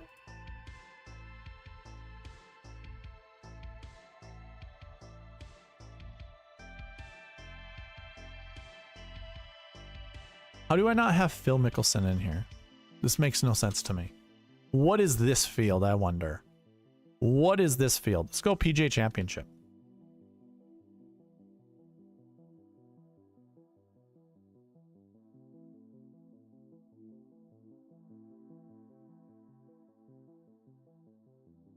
What? What? What is this filter? How is it not finding Phil Mickelson? What?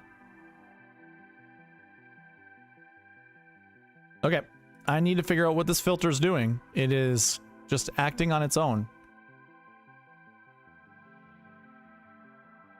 Is Phil in this one? Phil. There he is. Okay, so I wonder if this filter is looking at golfers that are in this week's tournament. Can't be, because oh, it is. Oh no. I have put this out there for all you guys to use. Oh no. Well, yeah. My bad. I don't think each of the... Oh my god, I can't believe that. So, okay. All right. Phil Mickelson, 2021. What I was mentioning... This is wonderful. Marquee Tee Times. I've gone all the way back to 2021. And I've recorded every single week, because that's when I started recording the... Actually, I started recording just before the 2021 PGA Championship. Of the Marquee Tee Times. I looked at the top 9 groups. It wasn't really the top 9 then, it was the top 10 groups. And for every single event, for every year, if I total them up, the rules that I'm about to tell you happen 90% of the time. It's like 91, 92%, somewhere in there. You want to select 2 to 4 golfers from the top 9 groups in this event to put into your lineup, because they will either be in the optimal lineup or they will be in the GPP winning lineup.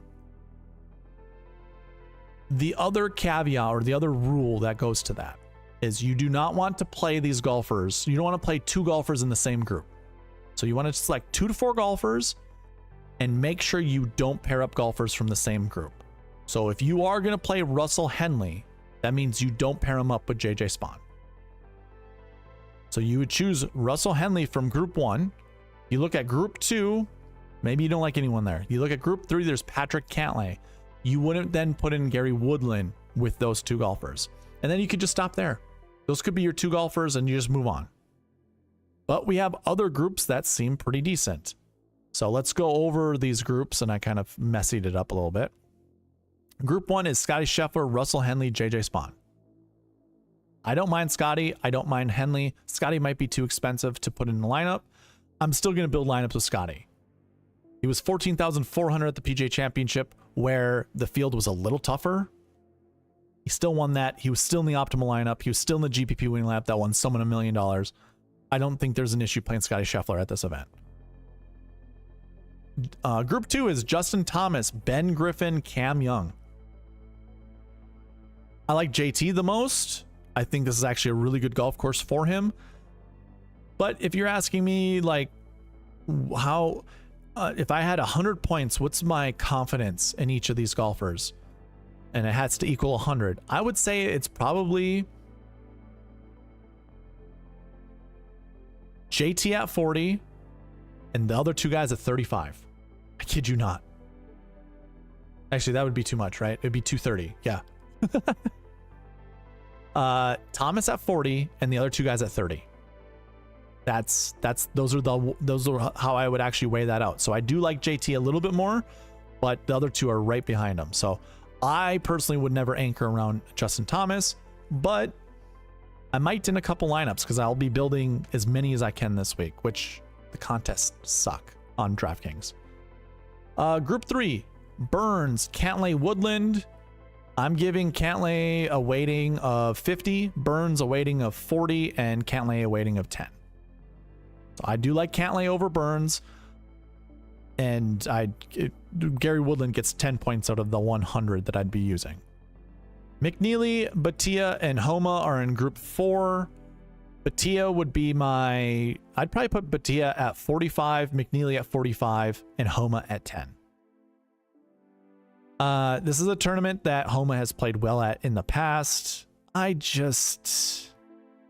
be honest, I kind of lost track of him. I have no idea what he's up to. I know he was playing good golf for a little bit at the end of the year, but I don't know. I'm going to just wait and see. I'll play some Homa, but not a lot.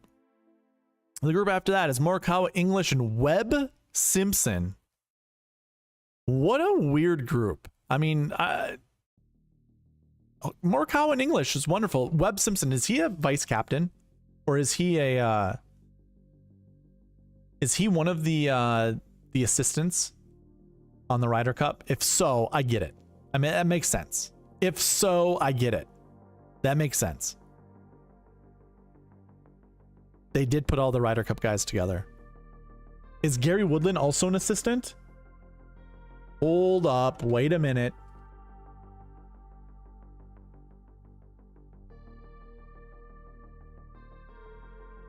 Hold up. Wait a minute.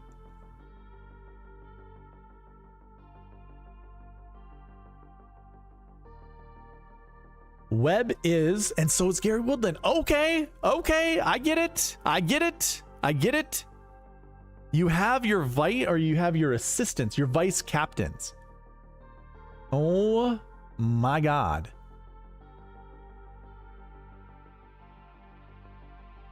Okay. So obviously Scottie, Henley, and JJ Spawn are playing together. They're on the Ryder Cup together. Thomas and Griffin are on the Ryder Cup. So too is Cam Young. Burns and Cantlay are on the Ryder Cup. Woodland is a vice captain. None of these guys are on the Ryder Cup. Morikawa and English on the Ryder Cup, and Webb Simpson is a vice captain. That makes a ton of sense. Yep, I get it. Is Snedeker also in the field because he's a vice captain as well? And so too is Kevin Kisner. But I think those are all your players. Okay, whatever. Group 6, Olesen, Fishburne, and Bo Hosler. Byron likes Bo. I really don't care. All three of them, chalk them in for 33, 33, 33. I have no feelings over one over the other. Fishburne, obviously, if you were at the course information or the course and tournament information segment, when I put all the filters in to see what golfers might do well at this course based off of the statistics of the golf course, Fishburne was one of the top dudes. So I wouldn't say like one of the top, but he was like 6th or 7th on the list. So at 7,900, that's pretty good. The next group 7, Kuchar, Taylor Moore, Mac Hughes. I like Mac Hughes. I probably like him at a 60. And then the other two guys at 20. I don't care for Matt Kuchar. I don't care for Taylor Moore. Yeah, if I had 100 points, I'm putting 60 of it towards Hughes, 20 at Kuchar, 20 at Moore. The next group is Grillo, Thigala, and Eckroat. Did Eckroat win this tournament at some point in time? Because I know Grillo and Thigala did. I don't think Eckroat ever did. Maybe they didn't have a defending champion or an old champion to put in here. Like Max Homa would have been the dude, right? You would have put, yeah, you should. They should put Max Homa with these two other golfers. Just say these are your past champions. Oh, they could also put, what's his name? Patton Kizzire. He's the defending champion. Anyways, the last group is Hubbard, Joel Damon, and Carson Young. I don't really care for any of them. 33, 33, 33. So anyways, with all that being said, we're going to start building some lineups for the people in the chat. I'm going to go ahead and highlight each of these groups to make it somewhat cleaner for you guys to see. Give me 2 to 4 golfers to build lineups around, and I will build 5 lineups for each person. Yeah, I'll just build 5 lineups for each person. Let's put it that way.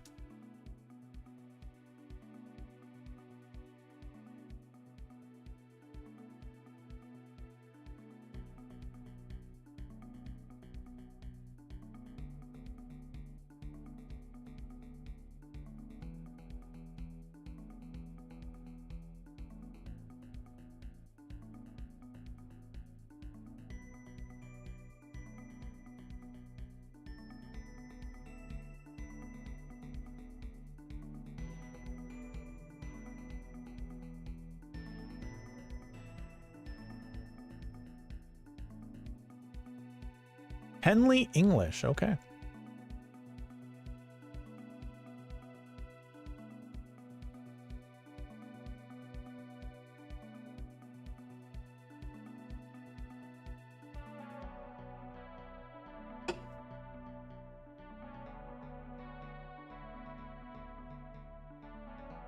You know what, AJ? I only have 2 people in the chat. Byron might be the only other guy.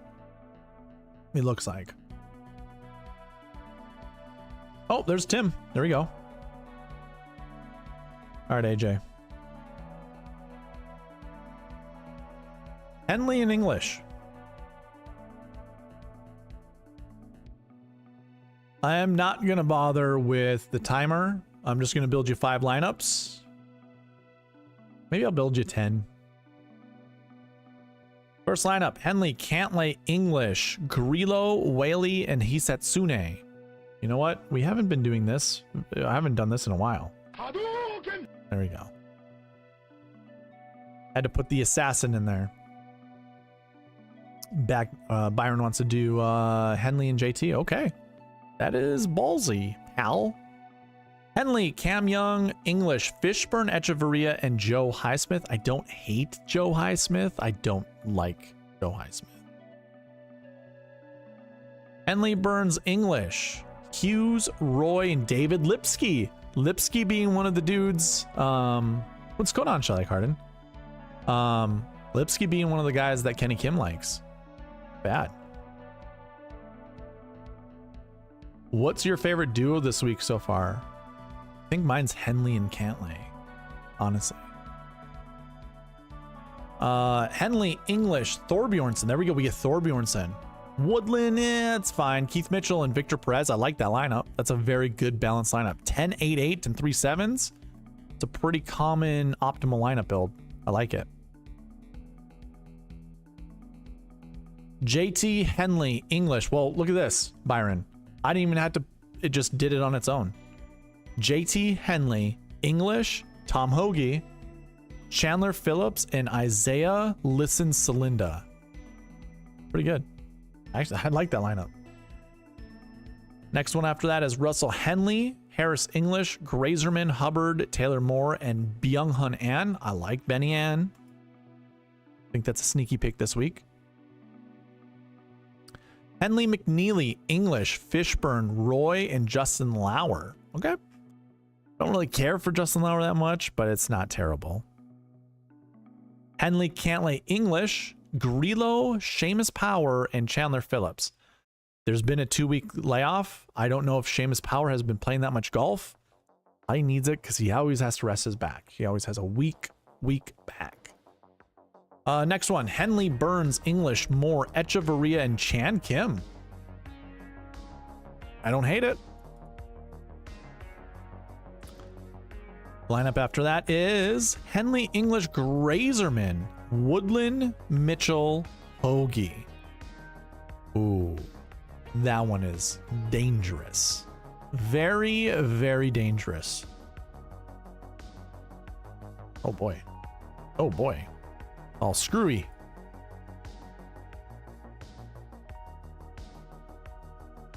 All right. That was a duplicate.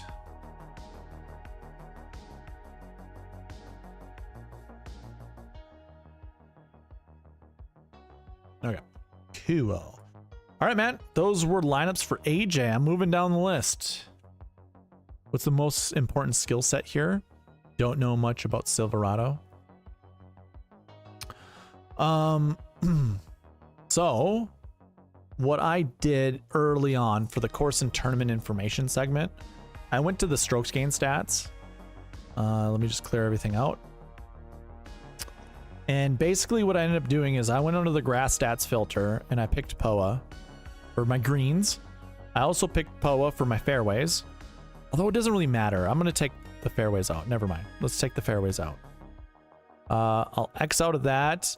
And then I did go into this filter and go down to strength of field and just put in 280 to 400 just to kind of get a decent, number of events that I can actually put in here. And then I went strokes gain top to bottom. This looks a little different than what I did earlier, so I'm missing something. But yeah, like those are the only two things that I really put in. And we get a lot of these guys up here, like Grazerman. We just built a lineup with Grazerman in it. Colin Morikawa, Cantlay, Henley. These are all great. I mean, we could change the dates to 2024 and above. And now Scottie's our top guy, but there's only 4 rounds, so that's kind of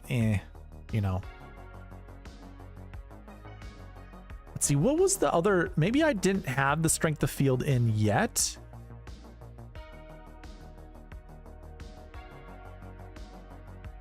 I put field size. I think that's what it was. So field size, I went somewhere, what, 132, because it's a 144 man field, to like, let's just go 156.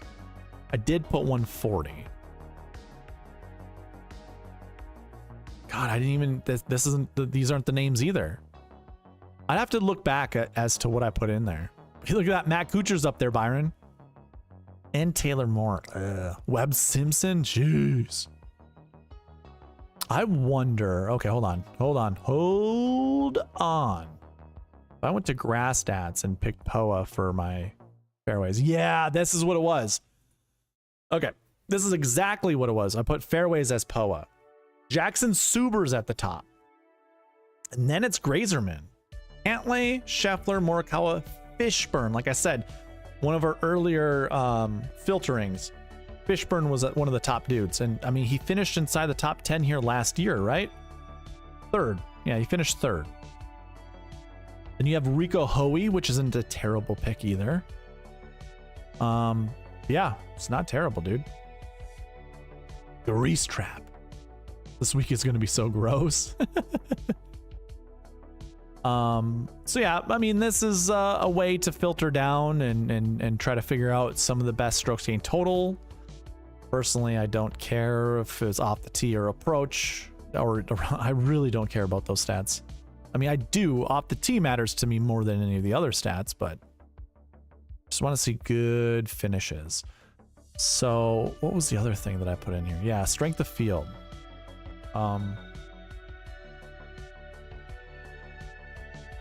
That's 346 this week, so I think this is fair. Maybe 420 is better. 280 to 420, that's fine.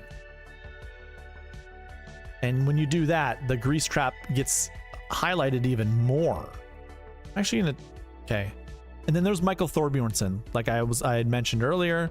Colin Morikawa. I mean, these are like 4 rounds. That's one event. That's his top 2 at the Rocket Mortgage Classic. Michael Thorbjornsen, he has 2 4th place finishes. Count them, 2 of them. Suber, there's Valimaki. Kevin Roy was a pick that, you know, just came across the optimizer not too long ago. So there's some names here that you can integrate. I mean, I was using the optimizer with this pretty well, and I enjoyed it during the golf course and tournament information. So there's some of those. The family is back, like Fast and the Furious #2. Hey Jay, oh, 22. You've said that before. Just put it on replay. All right, Tim. Let's build some lineups for Tim. He wants Scottie, Griffin, and Hughes. All right, let's do it. Scottie, Bean, Griffin, and Mac Hughes, which is 7,300. Yeah. All right. I'll build you 10 lineups as well. Oh no, it breaks. What did we do wrong?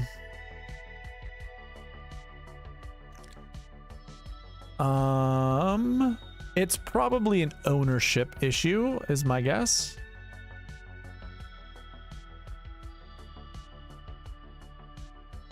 Let's try it again.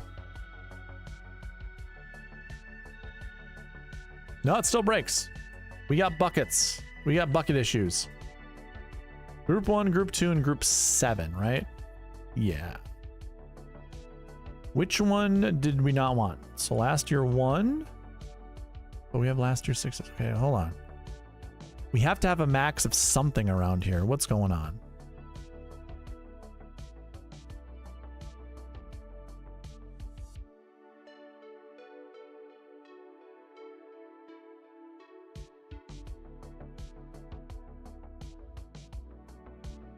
If I remove Scottie, what do we get?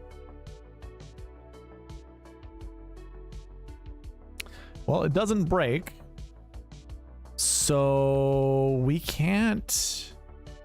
I imagine doing something with Scottie and Ben Griffin is just not.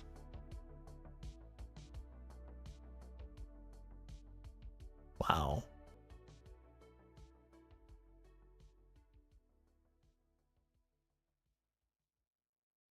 I guess maybe. Oh, you know what?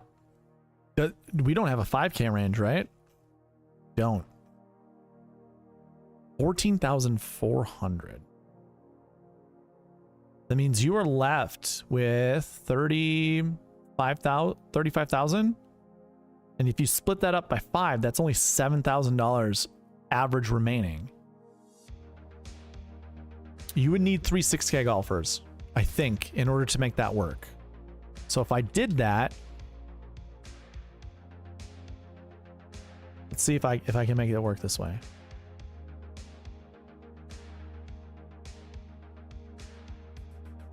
It's an absolute gem. Never stop saying it. This doesn't help it either. Allowing for 3. All right, Tim. I think we gotta make some decisions here. Tim, we either have to drop Scottie or we have to drop Ben Griffin. I think it's a one or the other. I'm gonna see if I can even build a lineup with Scottie and a 9K golfer in it. You can. And his name is Colin Morikawa. Oh, look at how ugly that is. Ryan Palmer? Don't play Ryan Palmer. Don't do it.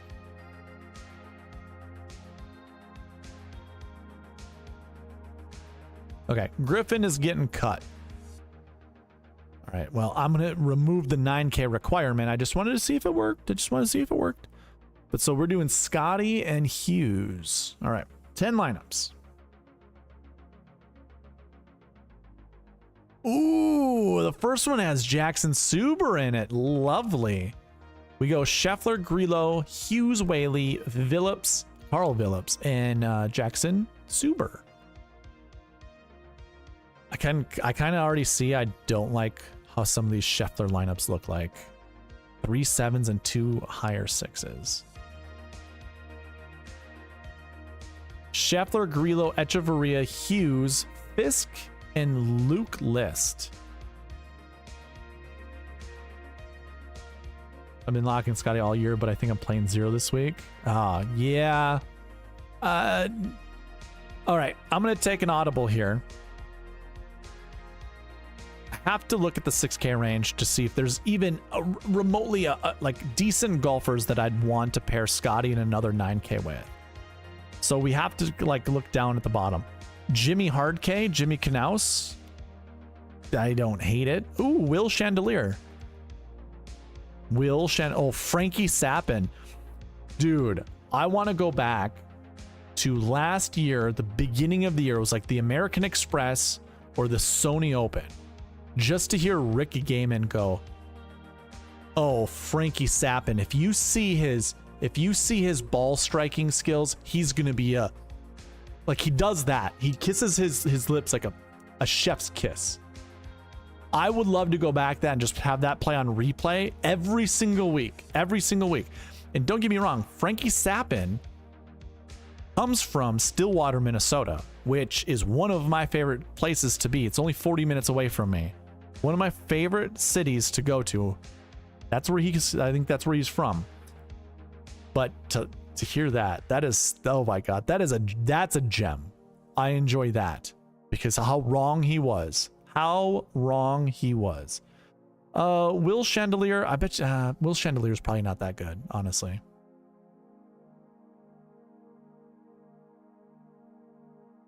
There's my boy Will Chandelier right there. Hold on. Let's erase all of this. Will Chandelier. 24th place is his best finish. Oh, wait, a 6th at the WM Phoenix Open in 2025. Wow. Missing cuts all over the place. Yeah. Terrible off the tee. Probably not going to do that. Actually, here's a wonderful thing we can do. Salary. Let's go 6,900. Just look at our $6,900 golfers. That didn't. Hold on.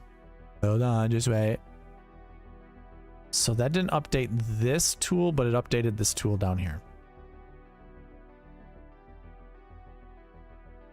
I'm gonna have to look into that.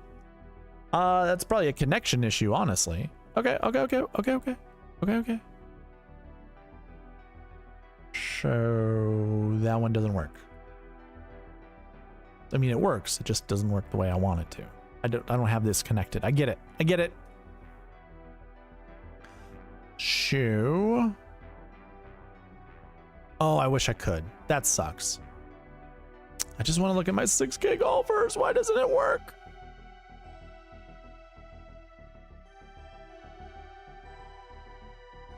Damn it.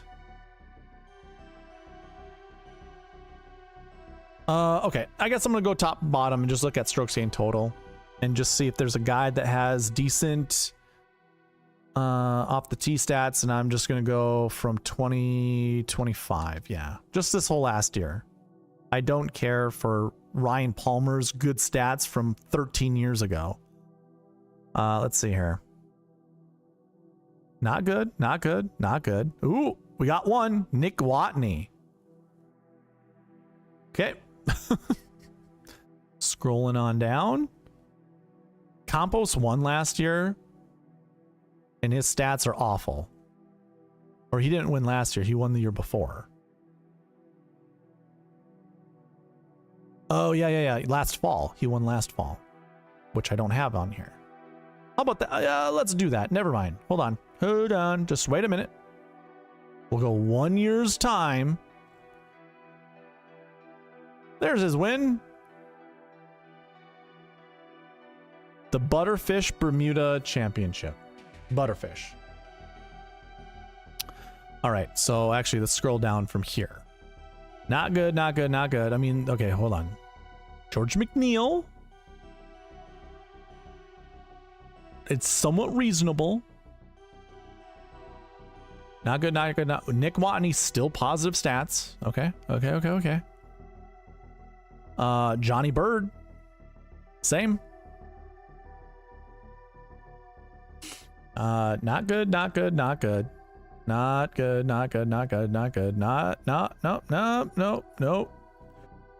Oh, Bean Martin. As David Bielewski would say. Bean Martin. Yeah, I don't think so. Danny the Daywalker. The 6th place Players Championship is the only thing that stands out. All right, no Daywalker. Miles Russell, the young kid, 15, 16 years old, however old he is. Trevor, it's just a cone. No thanks. There's Joe Highsmith, who did show up in the optimizer. Paul Peterson.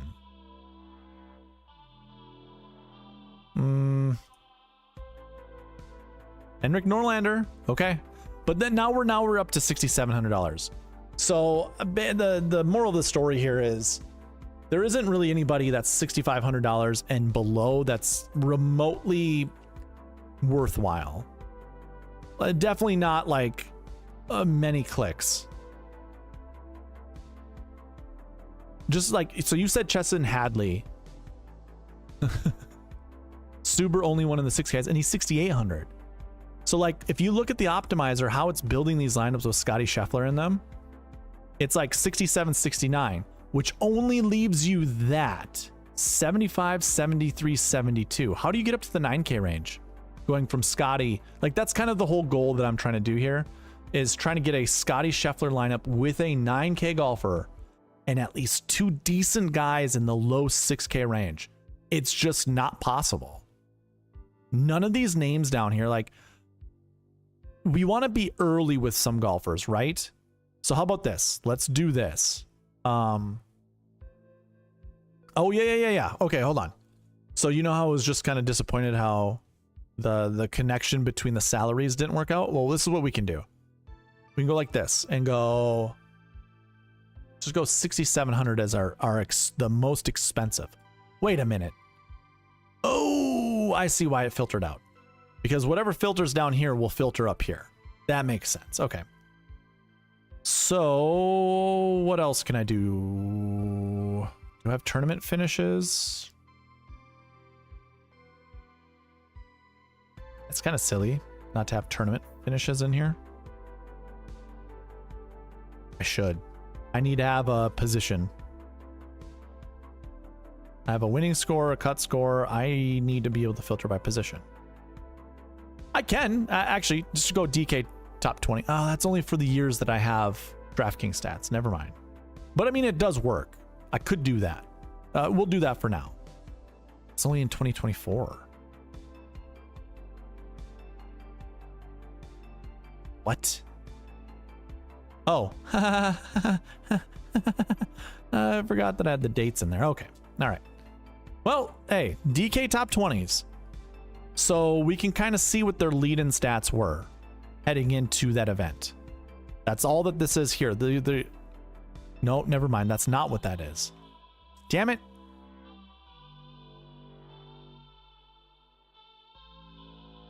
This is what their actual stats were. Okay, well, that's a tool that I want to build in the future, or at least have another table here. I want to know what their lead-in stats were.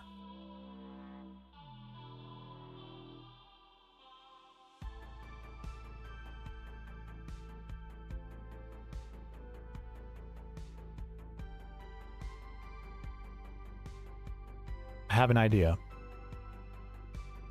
Have an idea, ladies and gentlemen. And it involves the bucket system. The new bucket system. Oh, look at the lead. We can see their lead-in stats, but not like super great. Damn it. I do have, hold on. Hold your horses. Just wait. We're going to use this. Hold your horses. That's right. Don't mind this down here. That's me. That's a work in progress. That is a work in progress. All right, so we're going to do the same thing. We're going to put Procore in here. We are going to salaries. Let me just scroll in here, pal. What happened? Oh.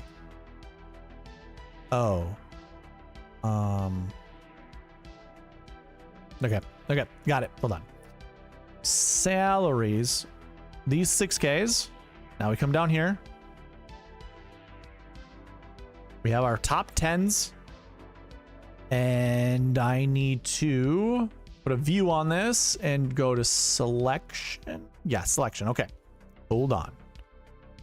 Hold your horses. Matrix 2. Oh, I don't have bucket stats in there. Damn it.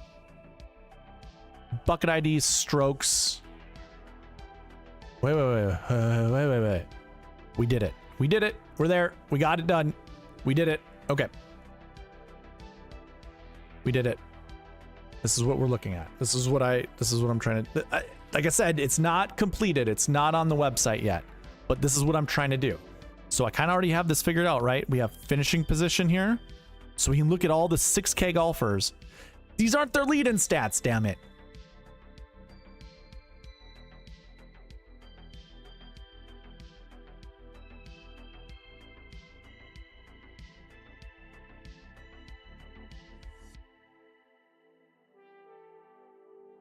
I can fix this.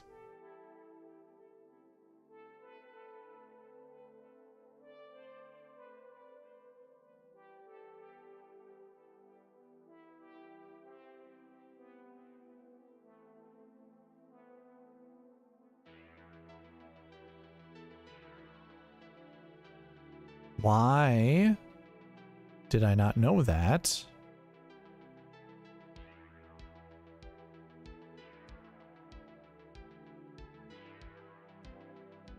Well, we figured it out now. It is called SS off the tee.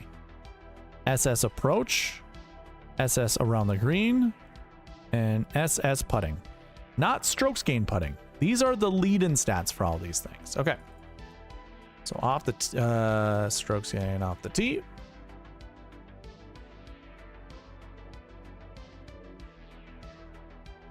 Come on. Jeez. Strokes gain approach.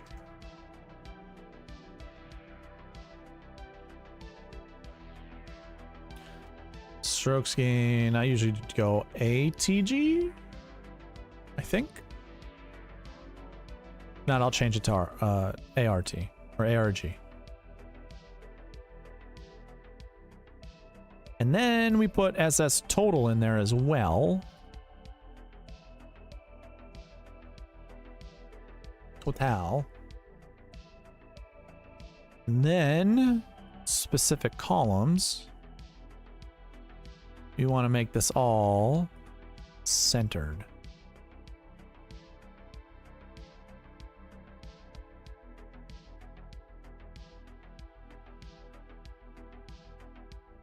I also want to make these by every third decimal place.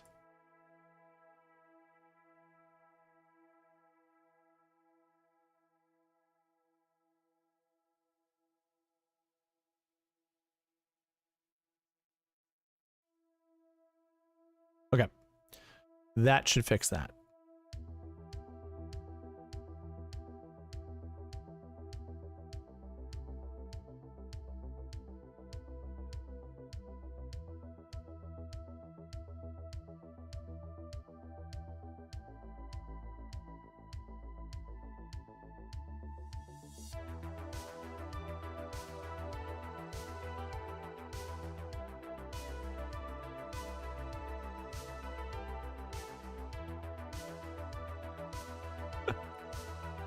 Damn it. Okay. Good enough. I'm sorry for that. These are all your strokes. Okay, hold on. Finishing position, let's put in like 20th, right? So top 20s. Holy crap, guys. Holy crap. You have 7,100 after Scottie, so the lineup's going to be the same. Yeah, you're probably right. All right, so when we look at golfers with their lead-in stats for 1 year's time, Pat Kazire came in with positive strokes gain total. David Lipsky had -0.6. Grayson Sigg had a positive number. Smotherman was pretty much right even. Wesley Bryan was -0.172. Then we have 0.5, 0.2 even. 0.2 minus 0.8, minus 0.8, minus 0.2. Okay, well, I'm actually going to go and put in 12th or better. Or 13th, maybe? Yeah, let's put 13th. Let's just cherry pick this. No, I'm going to cherry pick it the other way, 12th. So look at this. Positive total, -0.6. Positive total, pretty much even, -0.8, -0.2. The year before that was positive or even. -1 for Byung-Hun An. Holy crap. He was coming in with some terrible form. Nick Taylor, positive. Pretty much even. -0.4, California boy, Brian Stewart, and whatever. And Harrison Endicott and Paul Haley did not have strokes gain stats.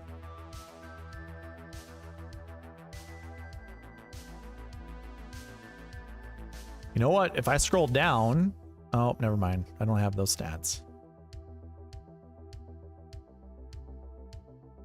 Ooh, if I had those down here, that would look really good. Okay.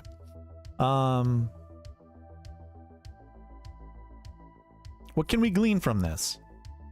We can play guys with really bad strokes gain totals. Pretty much what I'm trying to look for. But a lot of your top 10 finishers, except for John Augenstein, college boy, by the way, who had -1.41. I bet you that's only one event of data heading into that for the net. That was in 2021. Every other golfer that's kind of at the top of the leaderboard, I mean, Benny Ann doesn't count, I guess, in my head. I'm trying to make things up. Positive strokes gained total with David Lipsky in the middle with negative. So just out of 3 guys, and even Austin Smotherman, even pretty much right at 0. Of those 4 guys that finished inside the top 10, only one of them had negative strokes gained total. That was in 2024. In 2023, you don't have anybody that finished inside the top 10. You had Malnati and Schwab, so whatever. Danny Willett in 2022 had positive strokes gained total. Benny Ann did not, but I mean, Benny Ann in 2022, we knew who he was. Then it was positive for Nick Taylor and pretty much even for Thompson. So you could actually remove Benny Ann from this equation. You could remove Lipsky from this equation. And then all we're looking at are positive strokes gained total for these 6K golfers. If we go down to Augenstein, sure, college boy, whatever. But then you have Scott Stallings, positive strokes gained total. Stuart Sink had positive strokes gained total heading into the event. So did Brian Stewart. Akshay Bhatia did not. Young boy, so another young kid.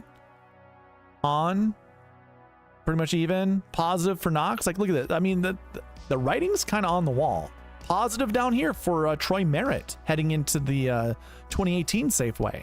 And Jimmy Hartke, Jimmy Knaus. Okay. Yeah. Yep. All right. That was great. I mean, that tool right there, I can't wait to publish that for you guys. Going back to strokes gained. So I'm kind of right back where I was with the strokes gained total. If it's not a positive, wait a minute. I want to do this.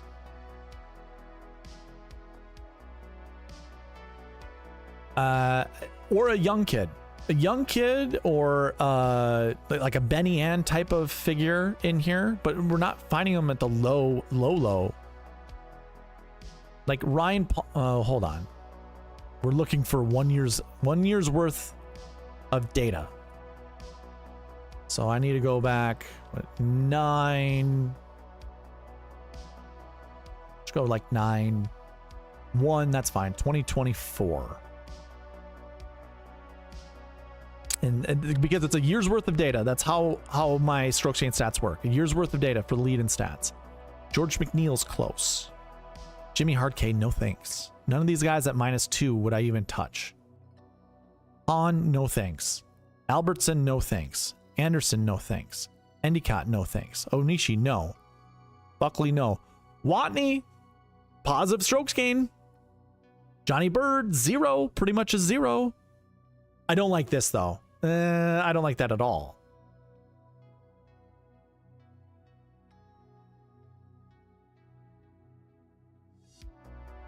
I'm just kind of looking for golfers that would make sense. And Streelman? Maybe Streelman? Where's Peter Malnati? I want to see the difference between what's his name? Camilo Villegas and Peter Malnati. So, Dylan Fratelli not in the field. He is in the DP World Tour. There's Peter Malnati, -1.157. Camilo minus, oh god, yeah. My Camilo beer bet over Malnati to Byron. Nope. Gordon Sargent. So Charlie Carden, you're saying makes you like Sargent and Suber even more. So you like Sargent because he's young, I'm guessing. Built my lineup. I got Thomas Spahn, Fishburne, Hubbard, Lipsky, Kuchar. This is the strongest field Severo's had. Yes, so the 6K range is even weaker in this field. Well, with that being said, a lot of times when your strength of field goes up, there's more importance on playing a 6K golfer because you want to play your 10K golfers. Suber only one. Yeah, young. Okay. Wanted to do Scottie lineups look like Mayfade. Tim, I'm so sorry.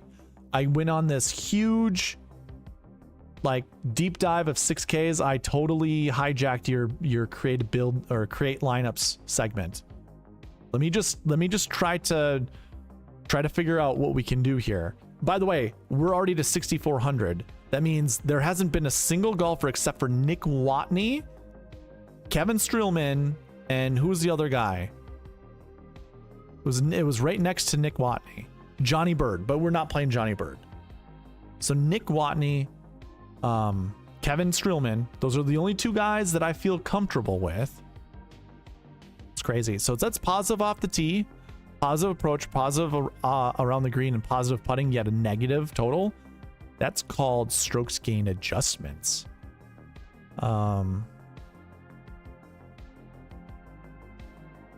Actually, that's not adjustments. He's in some events that don't keep track of these stats here, but keep track of the total. That's what that means. So don't disregard, just disregard. Still, strokes gain total is good to have. Yeah, I'm not Luke List, I guess. I mean, we did build a lineup with him before. Bean Motton, there we go. Bean Motton and the Daywalker. Danny Daywalker. Okay. Luke List. Oh, Justin Hastings. What the hell has this guy been up to? Cut 55th, cut 13th. Okay. Joe Highsmith is positive, believe it or not. Paul Peterson is positive. I don't like the negative off the tee, negative approach, though. Not getting it. The Daywalker is interesting. Brant Snedeker has positive stats, 7th place finish in a lot of just ugliness. Norlander. Okay. All right, so Norlander, Grayson Sig. Yeah, okay, so now when you get to 67 and up, that's when we can start really being comfortable playing some of these other guys. And I bet you anything, if I bring back up my my bucket system on my page, what are our price tags? What is our cheapest guy? 6,400 Lipsky, but everyone is 66 above. 6,200 Schwab. Scrolling down, $6,200 Endicott. 64, 63, 6 flat. Jimmy Hardkay. Stuart Sink, 6,300, but that is positive lead-in stats. Really just positive total. Good approach. Yeah.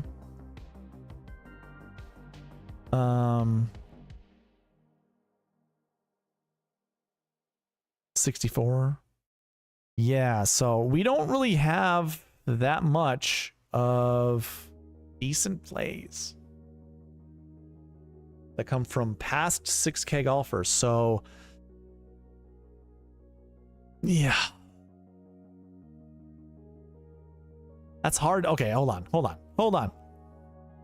So we have Matt Hughes in here. We're back to Tim. Tim, we're back to you, buddy. It's all good. Wanted to see what it looks like. Perfect. It's all about education and stuff, right? How about this? Since you guys are here, let's do a second roll call. Jesus. Second roll call. Just type in the number 1. Just put in 1. The number 1. We get you another roll call. Remember, this is the only tournament I'm recording roll calls or anything for giveaways for next month's giveaway. So get all your entries as you can right now. Just type in the number 1. Sign me up. Skinny Pete Nation.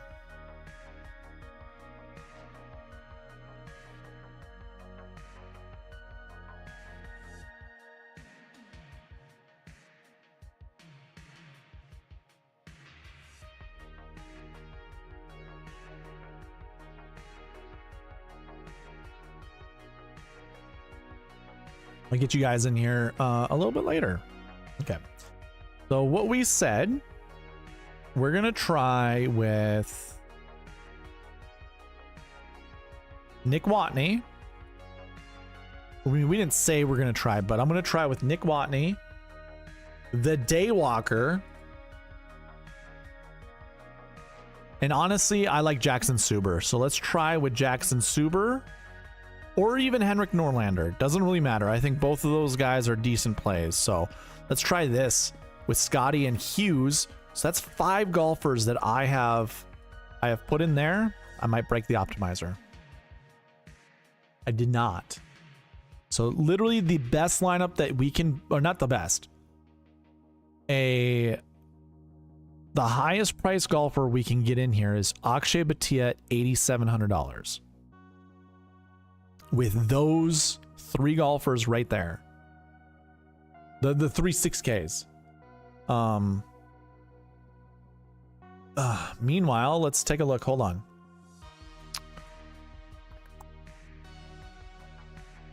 Can I put three? Yeah. Okay, so we can go 6K, 6K, 6K. For golfer 4, 5, and 6. Your most common lineup builds doing this. Actually, let's go. Let's put a filter in on this. And highest price golfer. Let's go $12,000 just to not limit it too much. See what we get. Very limited. We're doing 3 6Ks. Golfer 3, we're not doing 4. You know what? Hold on. We can take a look at what that. There's 4 6Ks at what tournament? The Open Championship from last year. That's with a 5K range. Okay. Can't do that. In fact, because we can't do that, let's remove that from the possibilities for the lowest price golfer to be $6,000. And now we have 7 total lineups that have ever done this.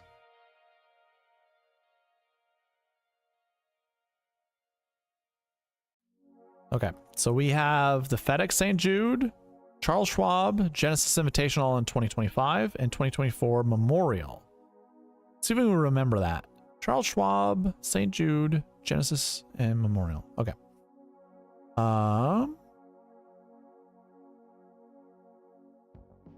2025 St. Jude. Was it the GPP winner that had the 3 6Ks? No. The optimal lineup. No. Was it SweetSpot optimal? Cecinor. All right. So the SweetSpot optimal had a Scottie Scheffler at 13,000, then a 99 mid or flat 7, 69, 66, 64. Okay. So this is the structure I'm looking for. 64, 66, 69. Okay. I believe the Charles Schwab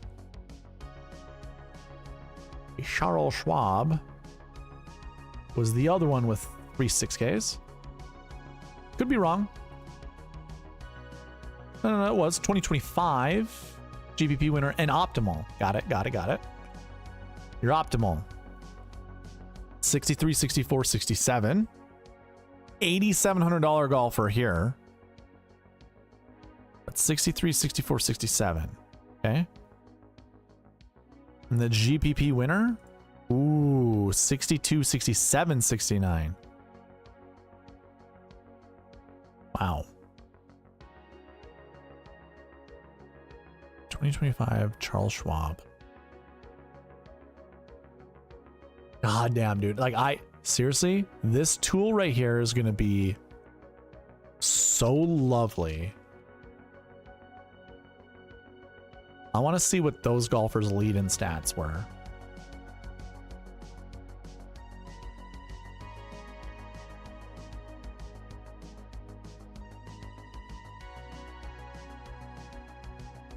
Actually, what was their finishing position?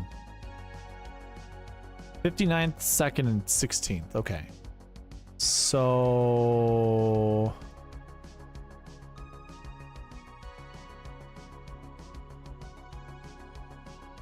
oh yeah, the only year I'm looking for is 2025.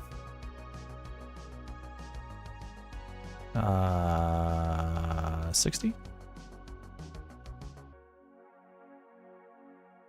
Oh shit. Dang it.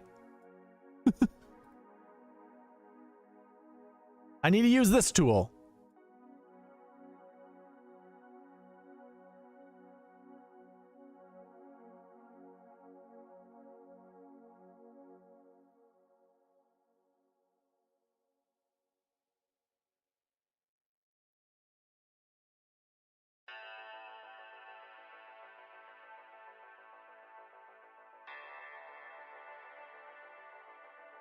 Okay. 59th place was one of the dudes, right? Which one was it?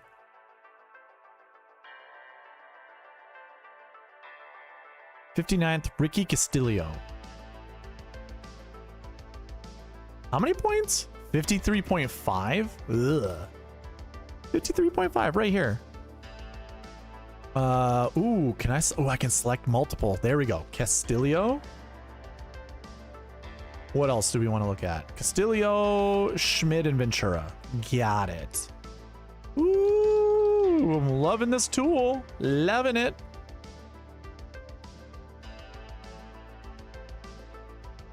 Their lead-in stats were pretty much all positive. Heading into the Charles Schwab Challenge. Zero, like, pretty much, well, minus 0.154. Off the tee approach around the green. This is a year's worth of strokes gained data like I'm doing right now that we're looking at. It wasn't the optimal, it was the GPP winning lineup. GPP winner. Okay, so again, it kind of goes down to you don't want a lot of missing strokes gain points. So like minus 0.2 is the least amount of stroke gain stats I want to not have. And I should have stroke gain stats on here too. Like a filter for stroke gain stats. I thought I would have. Maybe it was in my head that I was going to and just never did. All right, something to consider.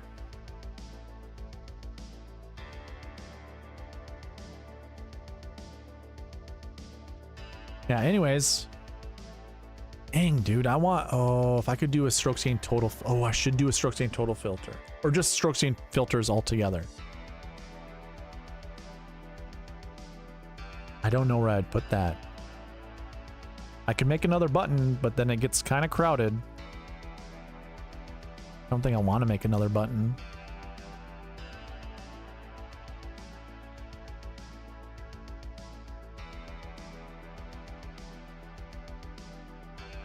Oh, okay. I probably should though.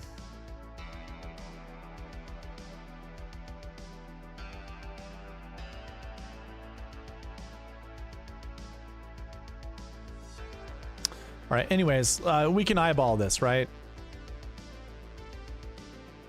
I'm just gonna highlight all the golf. Never mind. That'd be stupid. Watney qualifies. Johnny Bird qualifies. Watney, Johnny Bird. Streelman qualifies.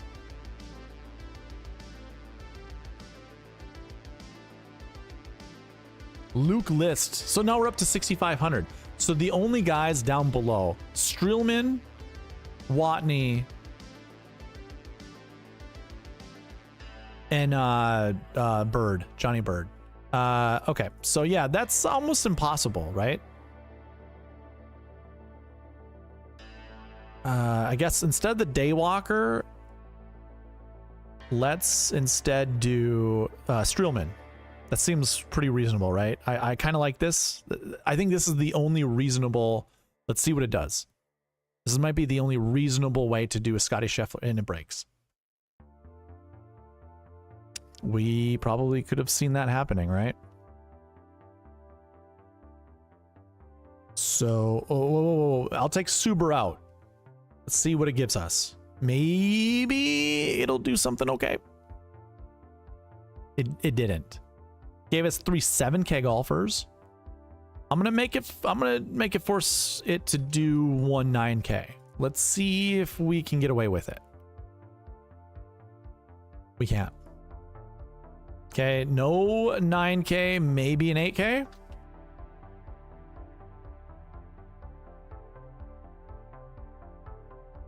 Okay. Max Grazerman's not terrible. With Grillo, I'm gonna kick out Grillo, or maybe I'll kick out Grazerman. I just want to see all the different iterations of like 8Ks we can put with Scottie, because honestly, I want this for myself. I want to know what a lineup would look. Matt McCarty, okay.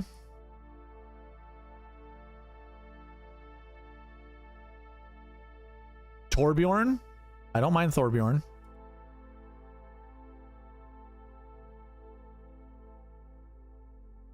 Velamaki, okay. The optimizer's being a little bit of a chicken shit right now.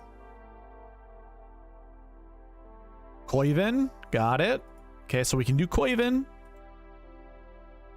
Really try not to do 3-6Ks, it looks like. And then it breaks. So of our 3 options, I mean, do I put Johnny Bird in there instead? Is there much difference between these? Ooh, there is. There is.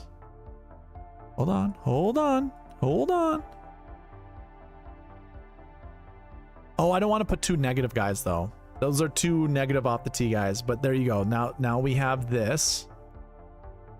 Can I actually force it to do a 9K golfer?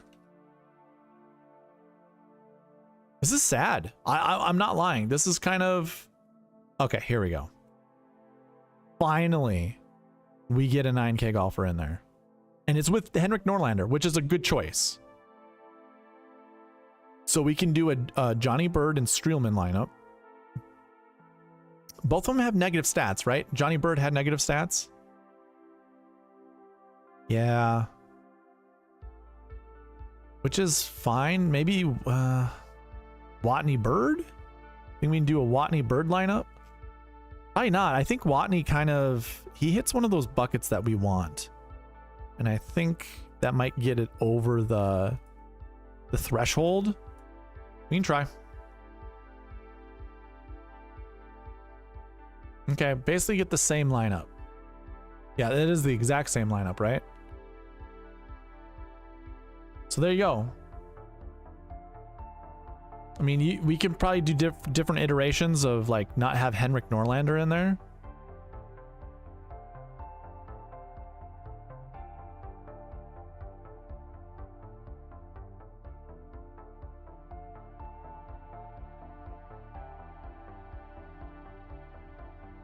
I had Hoagie in 52nd when I won the 20K, but he led the weekend birdies and eagles. Damn.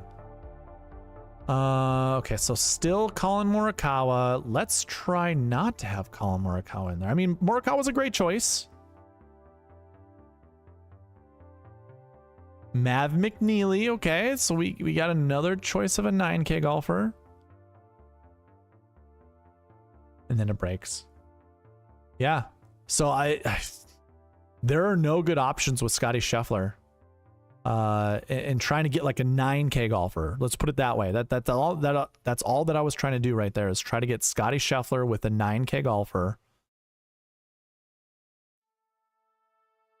To go along with Mackenzie Hughes. Okay. Back on. And I need to add some people, right? Tim, Lombardi, AJ. Okay.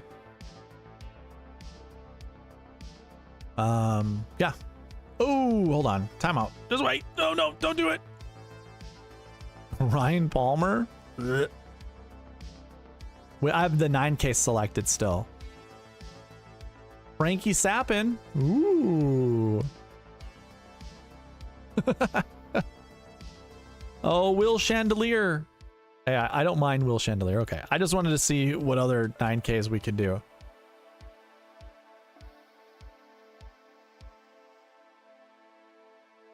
Scheffler, Grillo, Hughes, Vince Whaley, David Skins.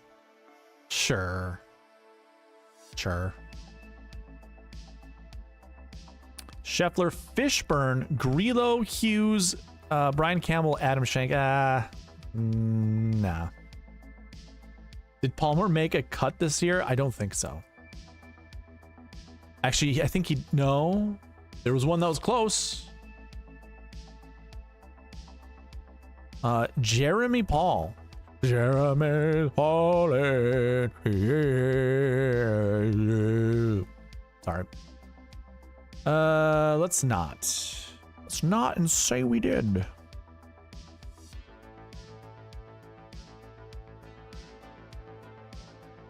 Yeah, okay, Brian Campbell, get on out.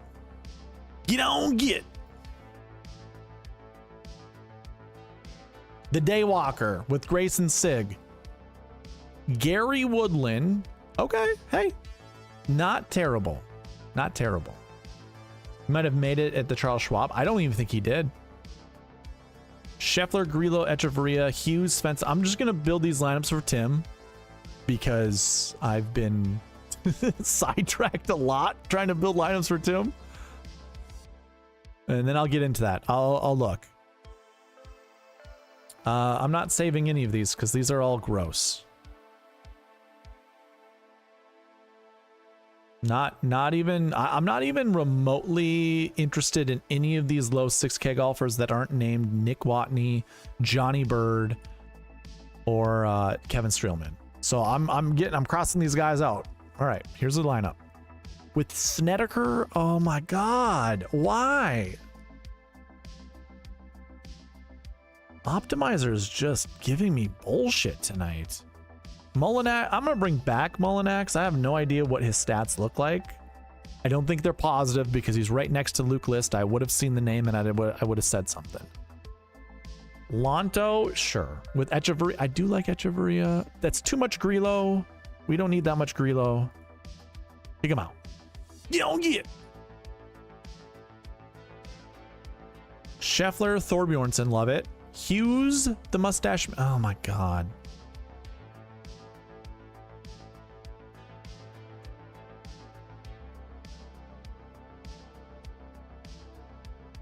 Gotta give him that hawk too and spit on that thing. Oh, you gotta give him that hawk tour and spit on that thing. You get me? Scheffler, Thorbjornsen, Echeverria, Hughes, Higgs, and McNeil? Oh my God. Why? What is that garbage? McNeil. It's close. I have no idea what all the filters are.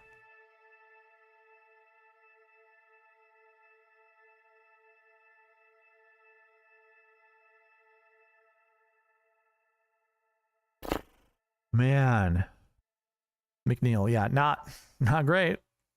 Here's your Palmer thing. I'll just look at it really quick. Oh, he did make a cut. WM Phoenix Open, Puerto Rico Open, the American Express. Those are the 3 tournaments he made a cut at. American Express, WM Phoenix Open, Puerto Rico for Ryan Palmer. No, okay. McNeil was the only one I was interested in. I need to look at Harry Higgs. I also don't know if I care for Harry Higgs. Yeah, I don't care for Harry Higgs. Oh, hold on. Let me see if I do care for Harry Higgs. Nope, don't care for Harry Higgs.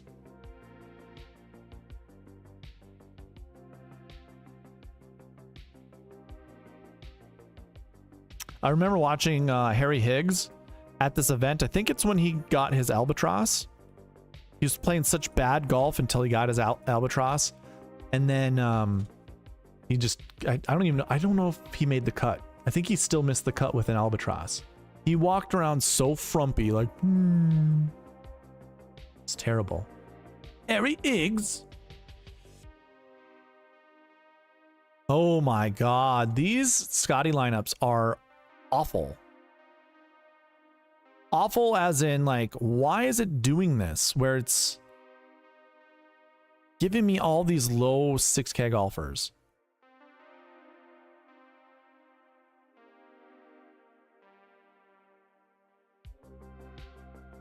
It's really kind of trying to do the dumbbell approach. Very top heavy or like really expensive and then, okay. All right. This one's not terrible. I like Kevin Streelman. I'm bringing him back. I'm going to kick out Paul Peterson.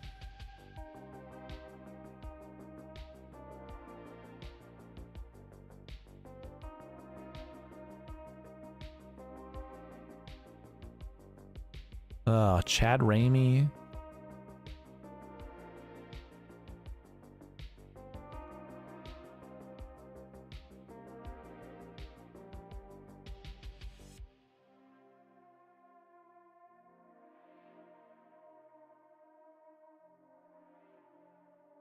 It's like it's identifying that Streelman is a good play, but these other golfers that come with it are just awful.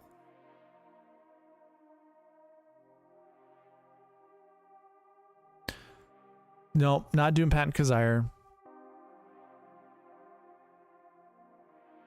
Okay, Nick Watney with Chandler Phillips, Seamus Power. Okay, here's a lineup.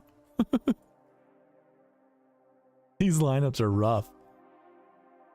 No, not doing Phillip Knowles. And actually, I'm not going to do Seamus Power either. Ooh, oh, Bryce Garnett. Dude, what is up? These lineups are brutal.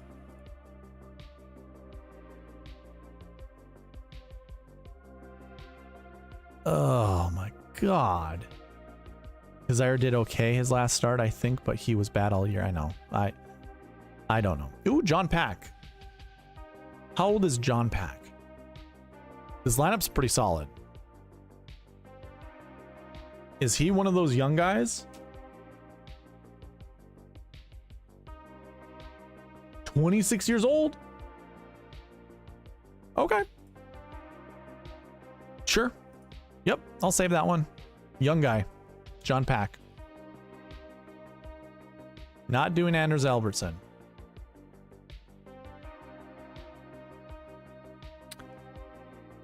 Interesting. Do we do Ches Reavie? I don't think so. Austin Cook? Nope. My 80-year-old dad would have won this tournament last year if Lipsky had won. Oh, I see. You're talking about the DK contest. That's awesome. Streelman, Cone. Okay, I could do something like this. I think I have to cross out Fishburne, though.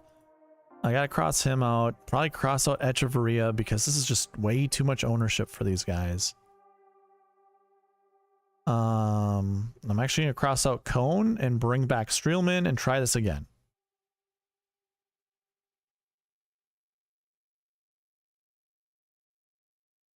I still have more lineups to do.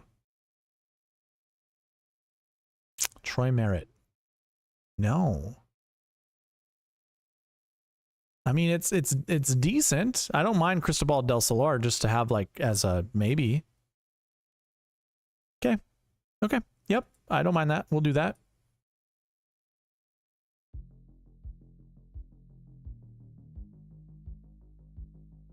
And I'll do this. Okay. We got there. Tim, we built you 20 lineups. I'm going to throw it on the screen right now. These are yours right here. Actually, let me highlight it like this. These are your lineups, Tim. You want to screenshot this?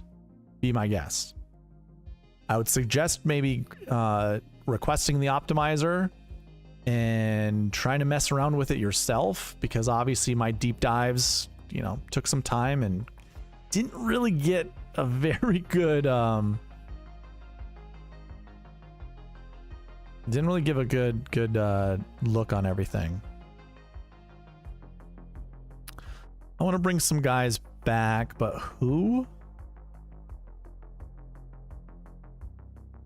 Watney I'll bring back. Streelman will bring back. Yeah, okay. Just those guys, I think. Yeah, okay. All right, my bad, guys. That was really trying to figure everything out. Let's move on to the next lineup. I bet Byron's not here. Byron, you in the chat? Byron?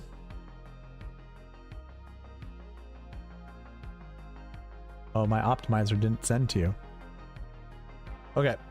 He wants Henley and JT. We did see some lineups being built that way, so let's try it out.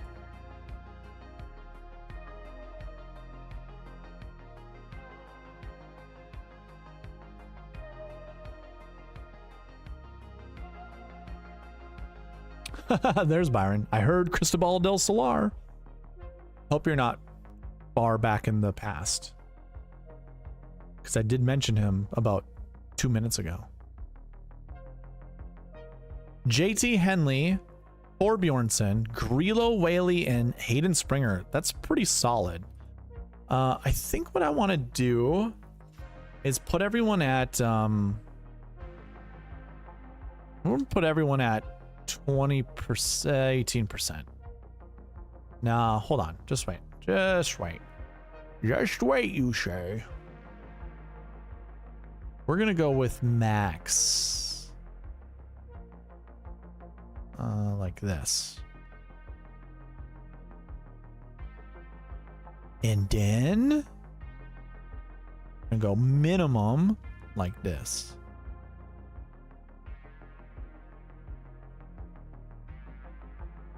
There we go. Beautiful. All right, I want to see some different things. Thomas Henley, Thorbjornsen, Thigala, Taylor Moore, and Chandler Phillips. I think that's fine. These lineups are like 1,000 times better than the Scottie lineups we just built. Here's a good lineup for you. Byron, this should have your attention. Thomas Henley, Grazerman, Tom Kim, Kevin Roy, Tom Hoagie.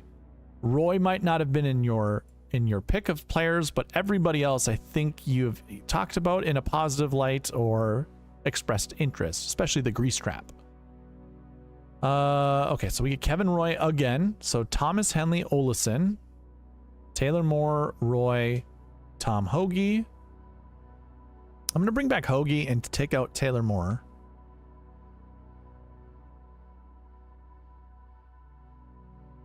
Take out Moore and Kevin Roy.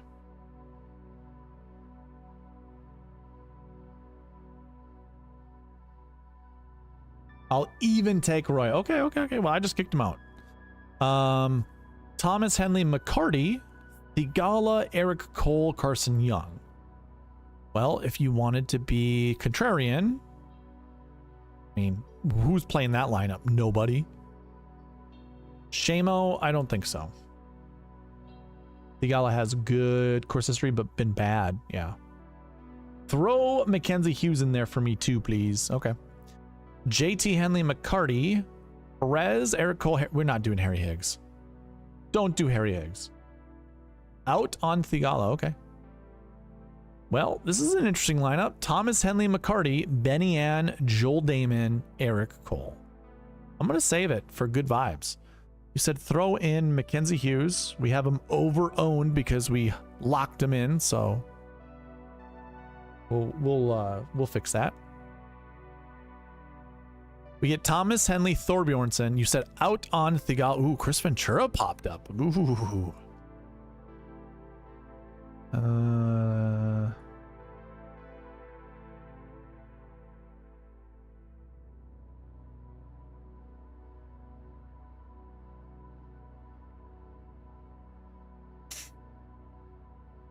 Okay.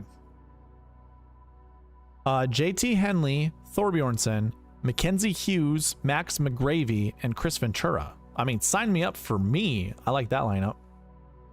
You have to pronounce an Airy Iggs. No, I don't, Shelly Carden. I'm not Pat Mayo. Thomas Henley, Fishburne, Perez Hughes, Martin Laird. Do you like this? Do you like Martin Laird? Do you want Martin Laird? I know you talked about him.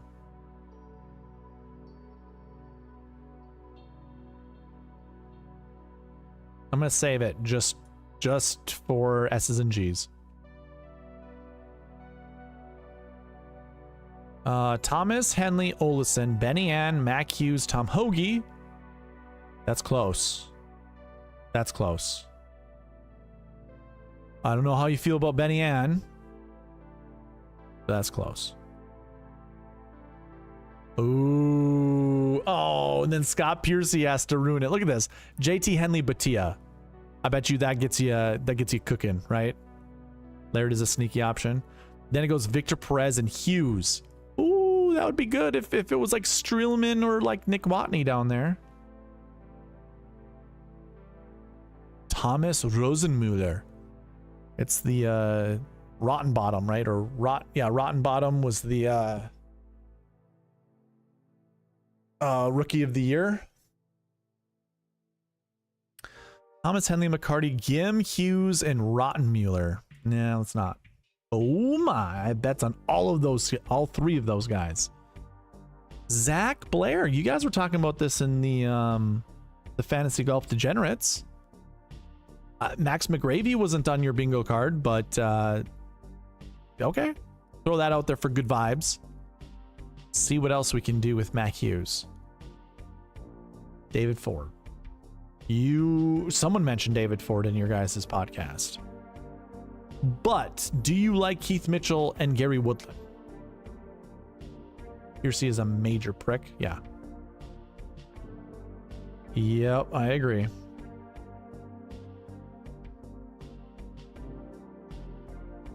All right, Byron.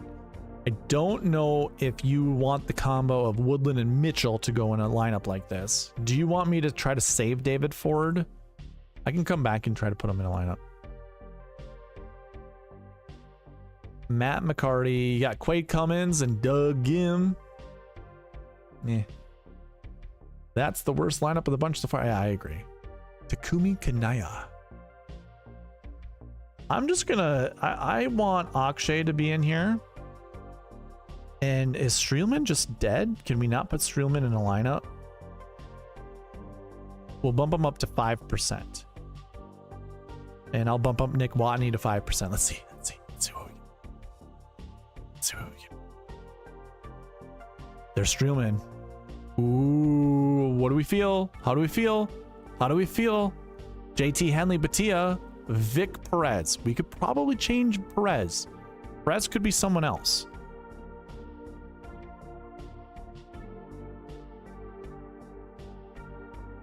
You know what? I'm going to try to put Putnam in here. I don't think you feel any sort of way about Putnam. I kind of like Putnam this week. So let's see if I can get Streelman in there. I don't think I'm going below Suber. Damn it. How about Gunnar Wiebe? Guna Wiebe. Oh, I can't put in. I see. Well, no. I could. It obviously doesn't like... I can't put Streelman in with these guys. Otherwise, it would have chose them. And neither can I put in Watney. Okay. Yep. Putnam is a no-go. Ooh, Matthew Neeson breaks it, actually. Never mind. So that's going to be a no on Putnam.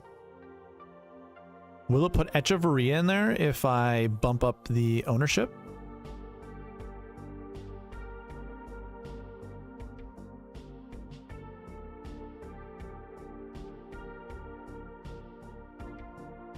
Still does Vic Perez.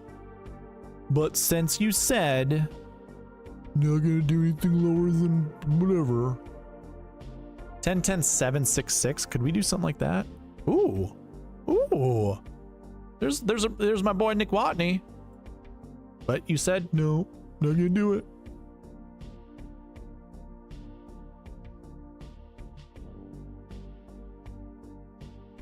Let's throw in Jackson Suber. Suber.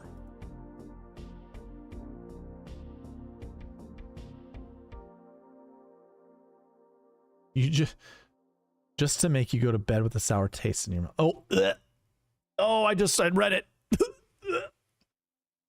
Oh my God, I'm gonna be sick. Oh my God. Oh, I can't get it out of my eyesight. I saw it. It won't leave me. Oh, why?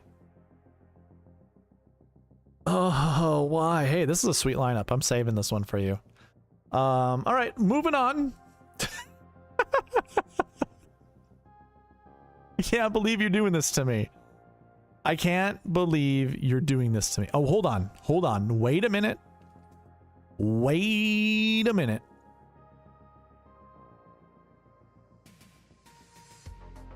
Can I get Hoagie? Oh, I can't get Hoagie in a lineup like this. Because I locked in Jackson Suber.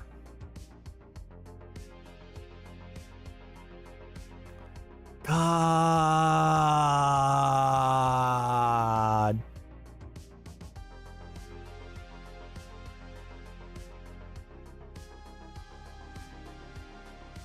Who the hell is Tyler Watts? Probably gonna have to get rid of Batia. Oh, Miles Russell. There you go. Play the young kid. Ethan Fang. There you go, bud. Get your young boy in there. That is a lineup for Byron. Thomas Henley Batia, Hughes Montgomery, and Ethan Fang.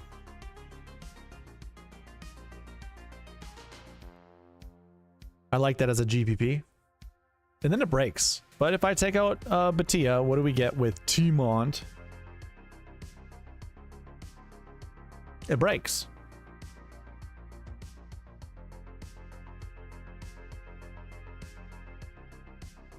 I don't blame you. You throw T-Mont in there and just things go haywire. Okay. I don't even know how to fix it.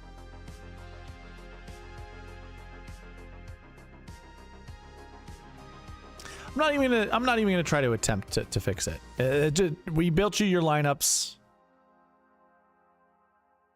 You disgraced my optimizer by putting Taylor Montgomery in there.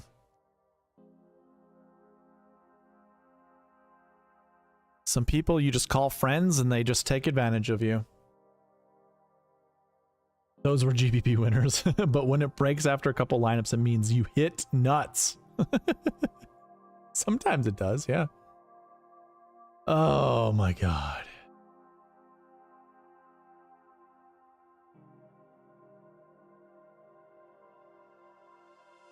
All right, so we got there, got it. Lombardi Lee, are you still here by chance? And then Nathan Johnson. Those are my last two lineup builds. Batia, Mitchell, Cam Champ. Oof. Oof. Batia, Keith Mitchell.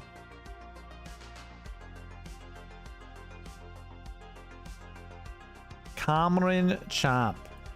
All right.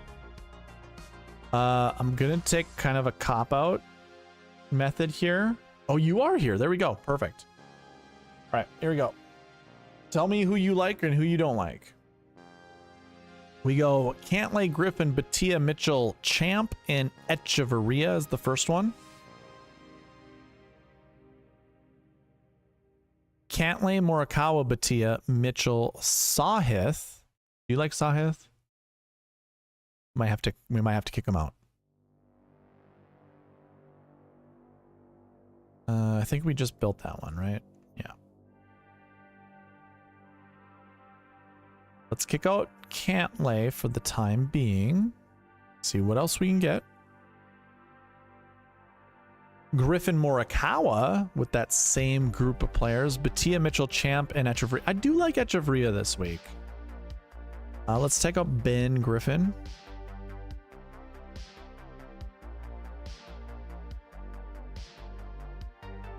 Burns, Batia, Grazerman, Fishburne, Mitchell, Champ. I'm going to take out Fishburne.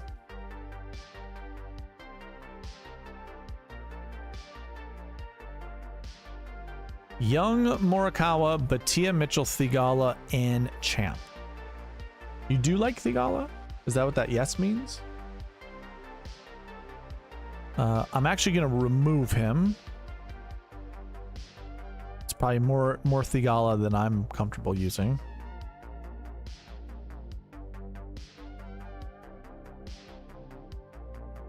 Young, Morikawa, Batia, Matt Kuchar, Mitchell, and Champ. Okay. Yo, what's up, Logan? Young, Morikawa, Batia, Kuchar, Mitchell, and Champ. Oh, that's it. That we already built that one. My bad. My bad. Let's kick out Cam Young, and I'm gonna bring back Cantlay. We get Cantlay, Morikawa, Batia, Mitchell, Champ, and Echeverria. Let's kick out Echeverria. Just to get a little bit of difference in here.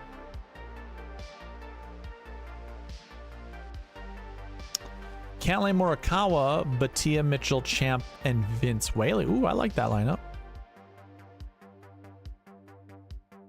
Let's kick out Mitchell. Oh no, never mind. Sorry, that's who you have in there. I guess Whaley, right?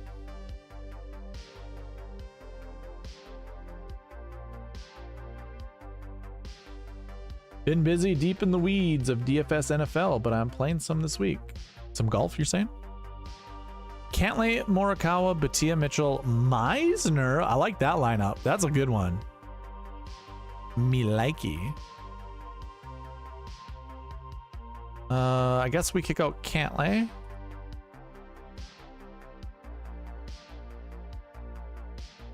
And then it goes Burns, Batia, Grazerman, Kuchar, Mitchell, and Champ. Okay. All right. Those weren't terrible.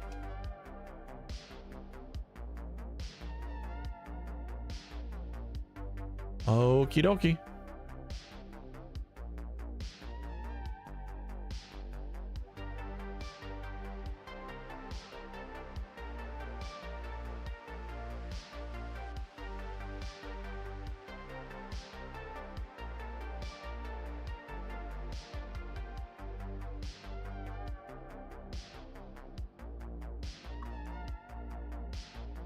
Okay.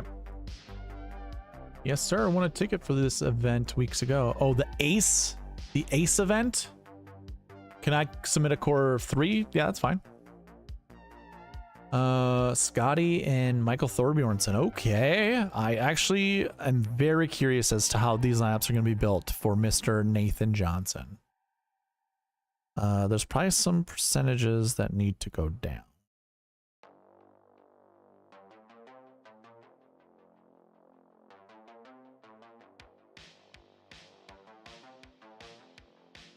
Is there a way I can see the lineups you drafted for me all in one spot? Here you go, buddy. Screenshot that. Right here, Byron. I didn't save some of those other lineups that I built, though. So. It was the Ace, yes. Yep. I'm in that one as well. All right, Scheffler, Thorbjornsen, Damon, Phillips. I hate this lineup. Okay, but I don't like it. I think I'm gonna save this. Boy. Sure. Maybe Brian Campbell can do something good. Chan Kim. No, Damon. No. That is way too much Joel Damon. Way too much.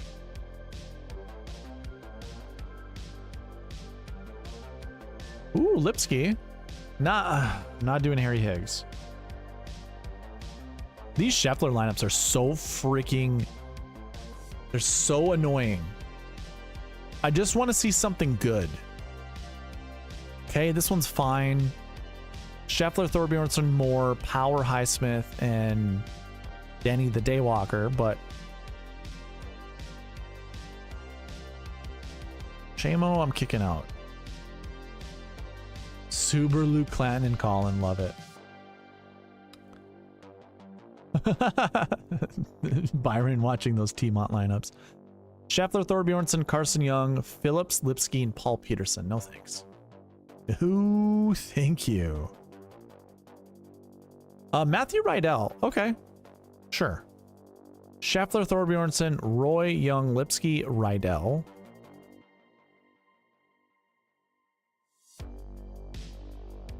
Scheffler, Thorbjornsen, Vic Perez, Young, Lauer, and Bird. Johnny Bird was one of those I did want to play. Yeah, sure. Doesn't sit well, but sure. No, not doing that one.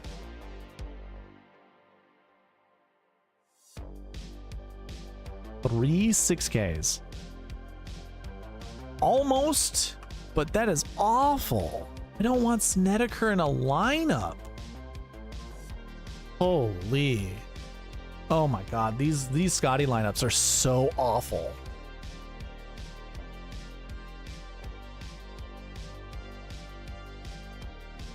Yep.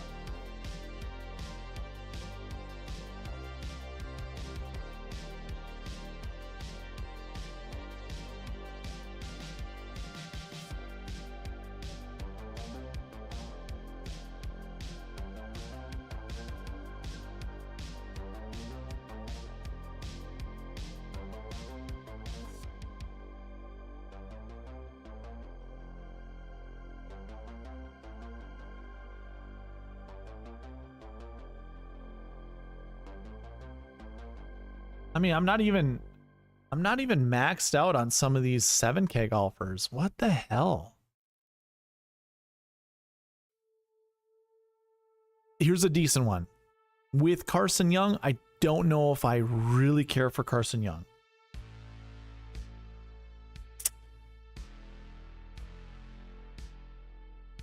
I'm gonna bring back Streelman because I think a lot of these lineups are gonna be good. Like, so when I don't remember who said it, but all these Scottie lineups are gonna be the same.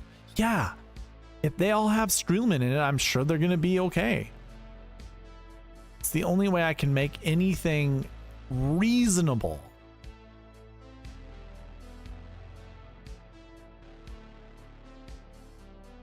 Disgusting. Disgusting.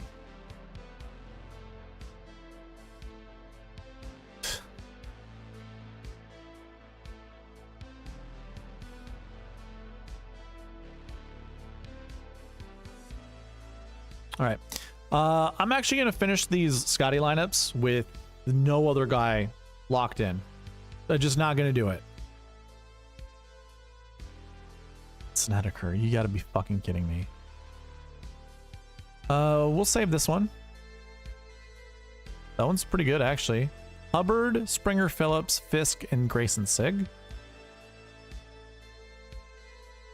Scheffler, Woodland, Whaley, Phillips, David Skins, and Jeremy Paul. Jesus Christ.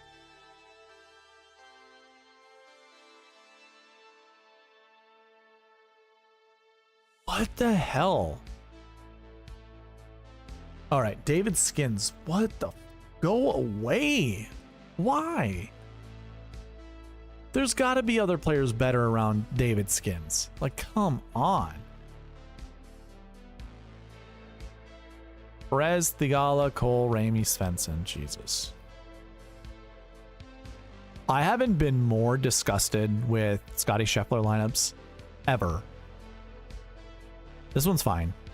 I'm okay with it. I am not a huge fan of Gary Woodland being in these lineups. I don't want Woodland. I don't want Fishburne. Jesus Christ, dude.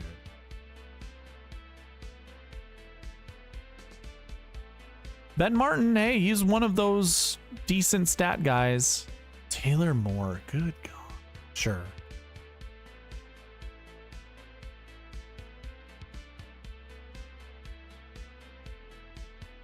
I'm almost at a loss of words how bad these lineups are with Scheffler. No. I don't know. And oh my God.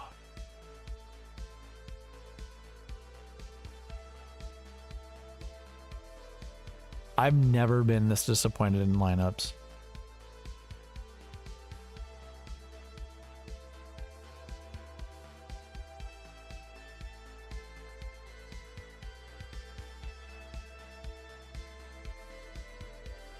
This one's almost there. It's almost good.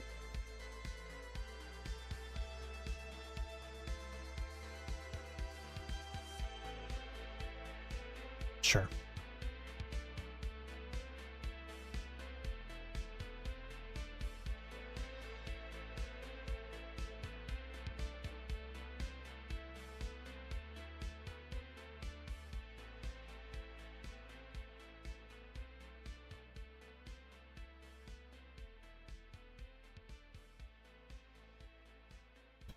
Well, I'm just saving it to get rid. Okay, it's crazy. It is so crazy how bad the Scottie lineups are.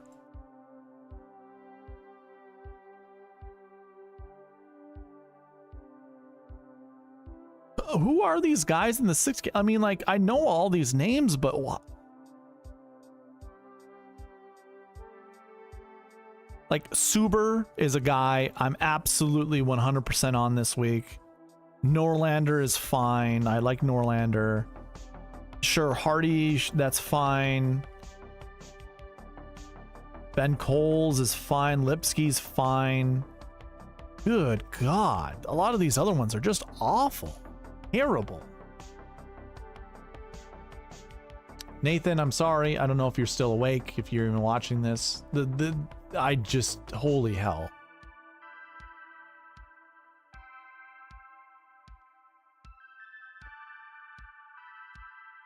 I really don't know how to make a Scottie lineup even good without a 5K range. Like,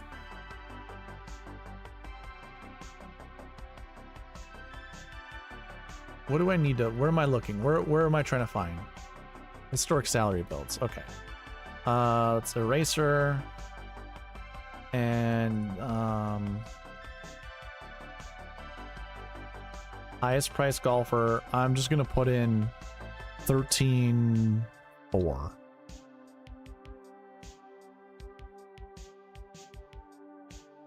Do they all, okay. The 2025 US Open. And the Charles Schwab Challenge.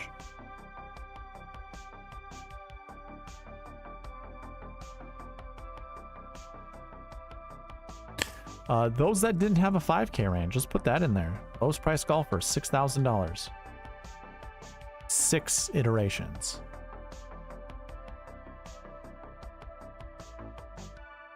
So 2025 US Open with the Open and the BMW.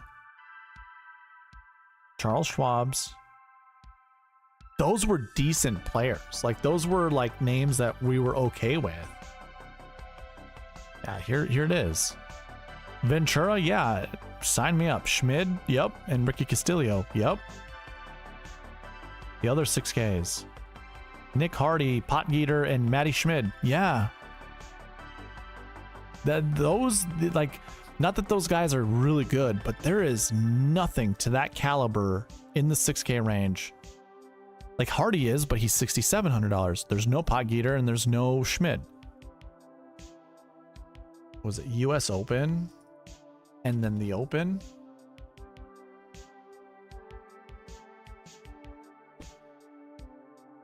Ortiz, McIntyre, JJ Spawn. Those are your 6K golfers. I mean, that makes sense, right?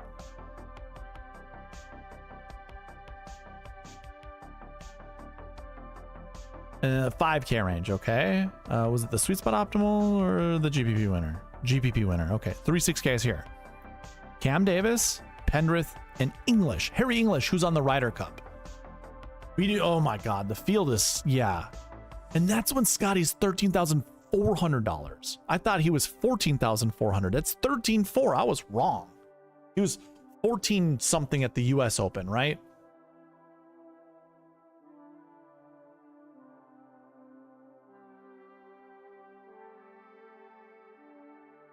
He was 14.4. The same price tag he is now.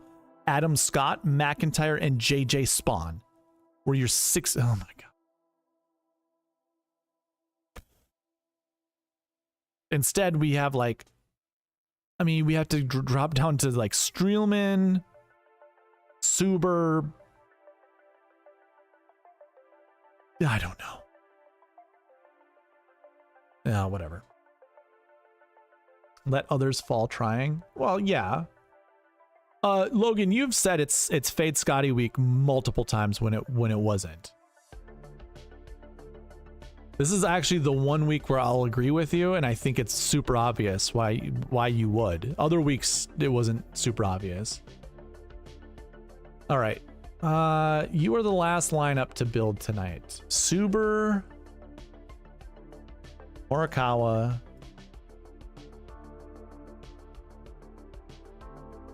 and Luke Clanton.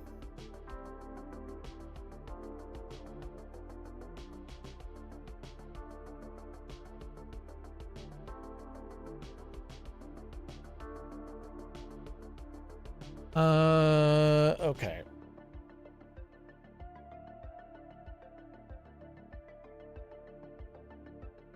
Thomas, Morikawa, McNeely, Grillo, Luke Clanton, and Jackson Suber. Do you like Grillo? Grillo's going to pop up a lot.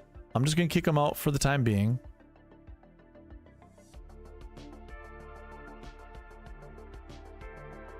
Thomas, Morikawa, Grazerman, Fishburne, Clanton, Suber. Okay. I'm going to kick out Fishburne.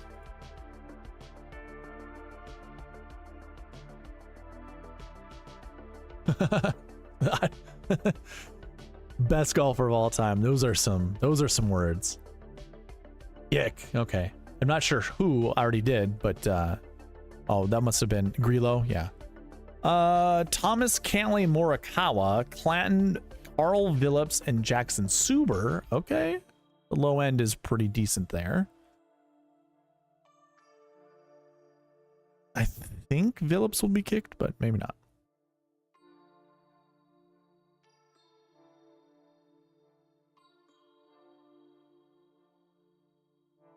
Thomas, Cantley, Morikawa. Ooh, I like this lineup. Suber and then Norlander. Ooh, wee. Do we like this start? Logan, do you like Thomas, Cantley, Morikawa? If you want me to keep them, I will, and then I'll just go down and kick these people out, whoever that ends up being.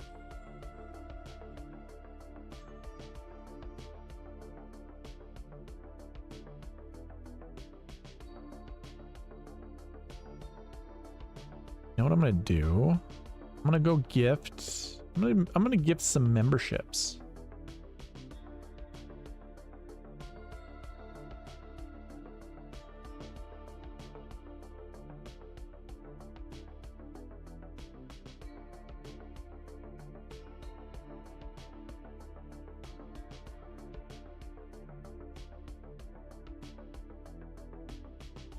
Cool.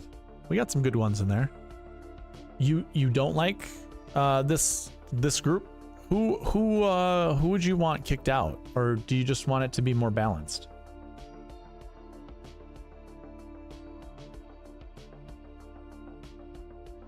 Yeah, you're welcome, man.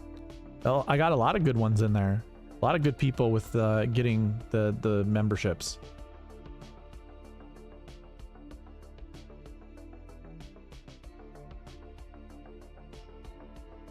He did. All right. I'm gonna actually kick out JT. I hate JT. as I'm like, I'm gonna kick him out. You're like, I hate him. Griffin, Morikawa, McNeely, Grazerman, Clanton, and Suber. Okay. That's one of the first McNeely lineups, I think.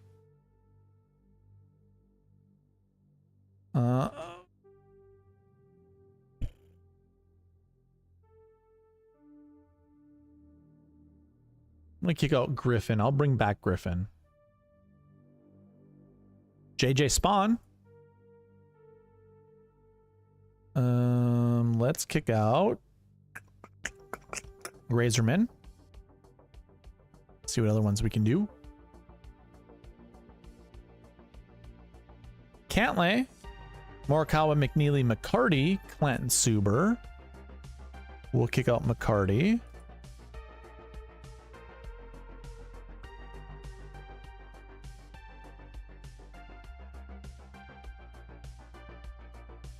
Cantley, Griffin, Morikawa, 3 9s. Bo Hosler. First time seeing Bo Hosler tonight. Clanton and Suber. That's fine. I am going to kick out Hosler, though. And building 10 lineups is not the play. Building 5 lineups is the way to go. And I'm not saying this for you, Logan. I tried building 2 iterations of Scottie lineups, and I just couldn't build anything good. It literally drained the whole... Oh my god. Yeah. I'm sticking to 5. Cantley, Griffin, Morikawa, Kuchar, Clanton, Suber. That one's decent. Oof. Oof, man. Let's kick out... Well, let's kick out Kuchar, I guess.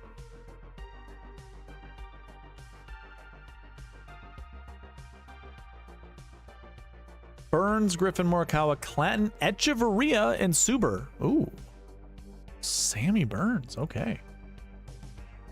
Either could I. Yeah. For the Scottie lineups.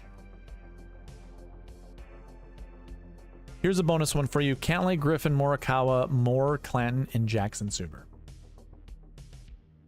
All right. I got to call her quits there. We're approaching midnight and I need to get to bed. So, Logan, thanks for joining late. Late is better than never. So, appreciate it. I got to take off. I will be live tomorrow night, so you can find me tomorrow night building lineups.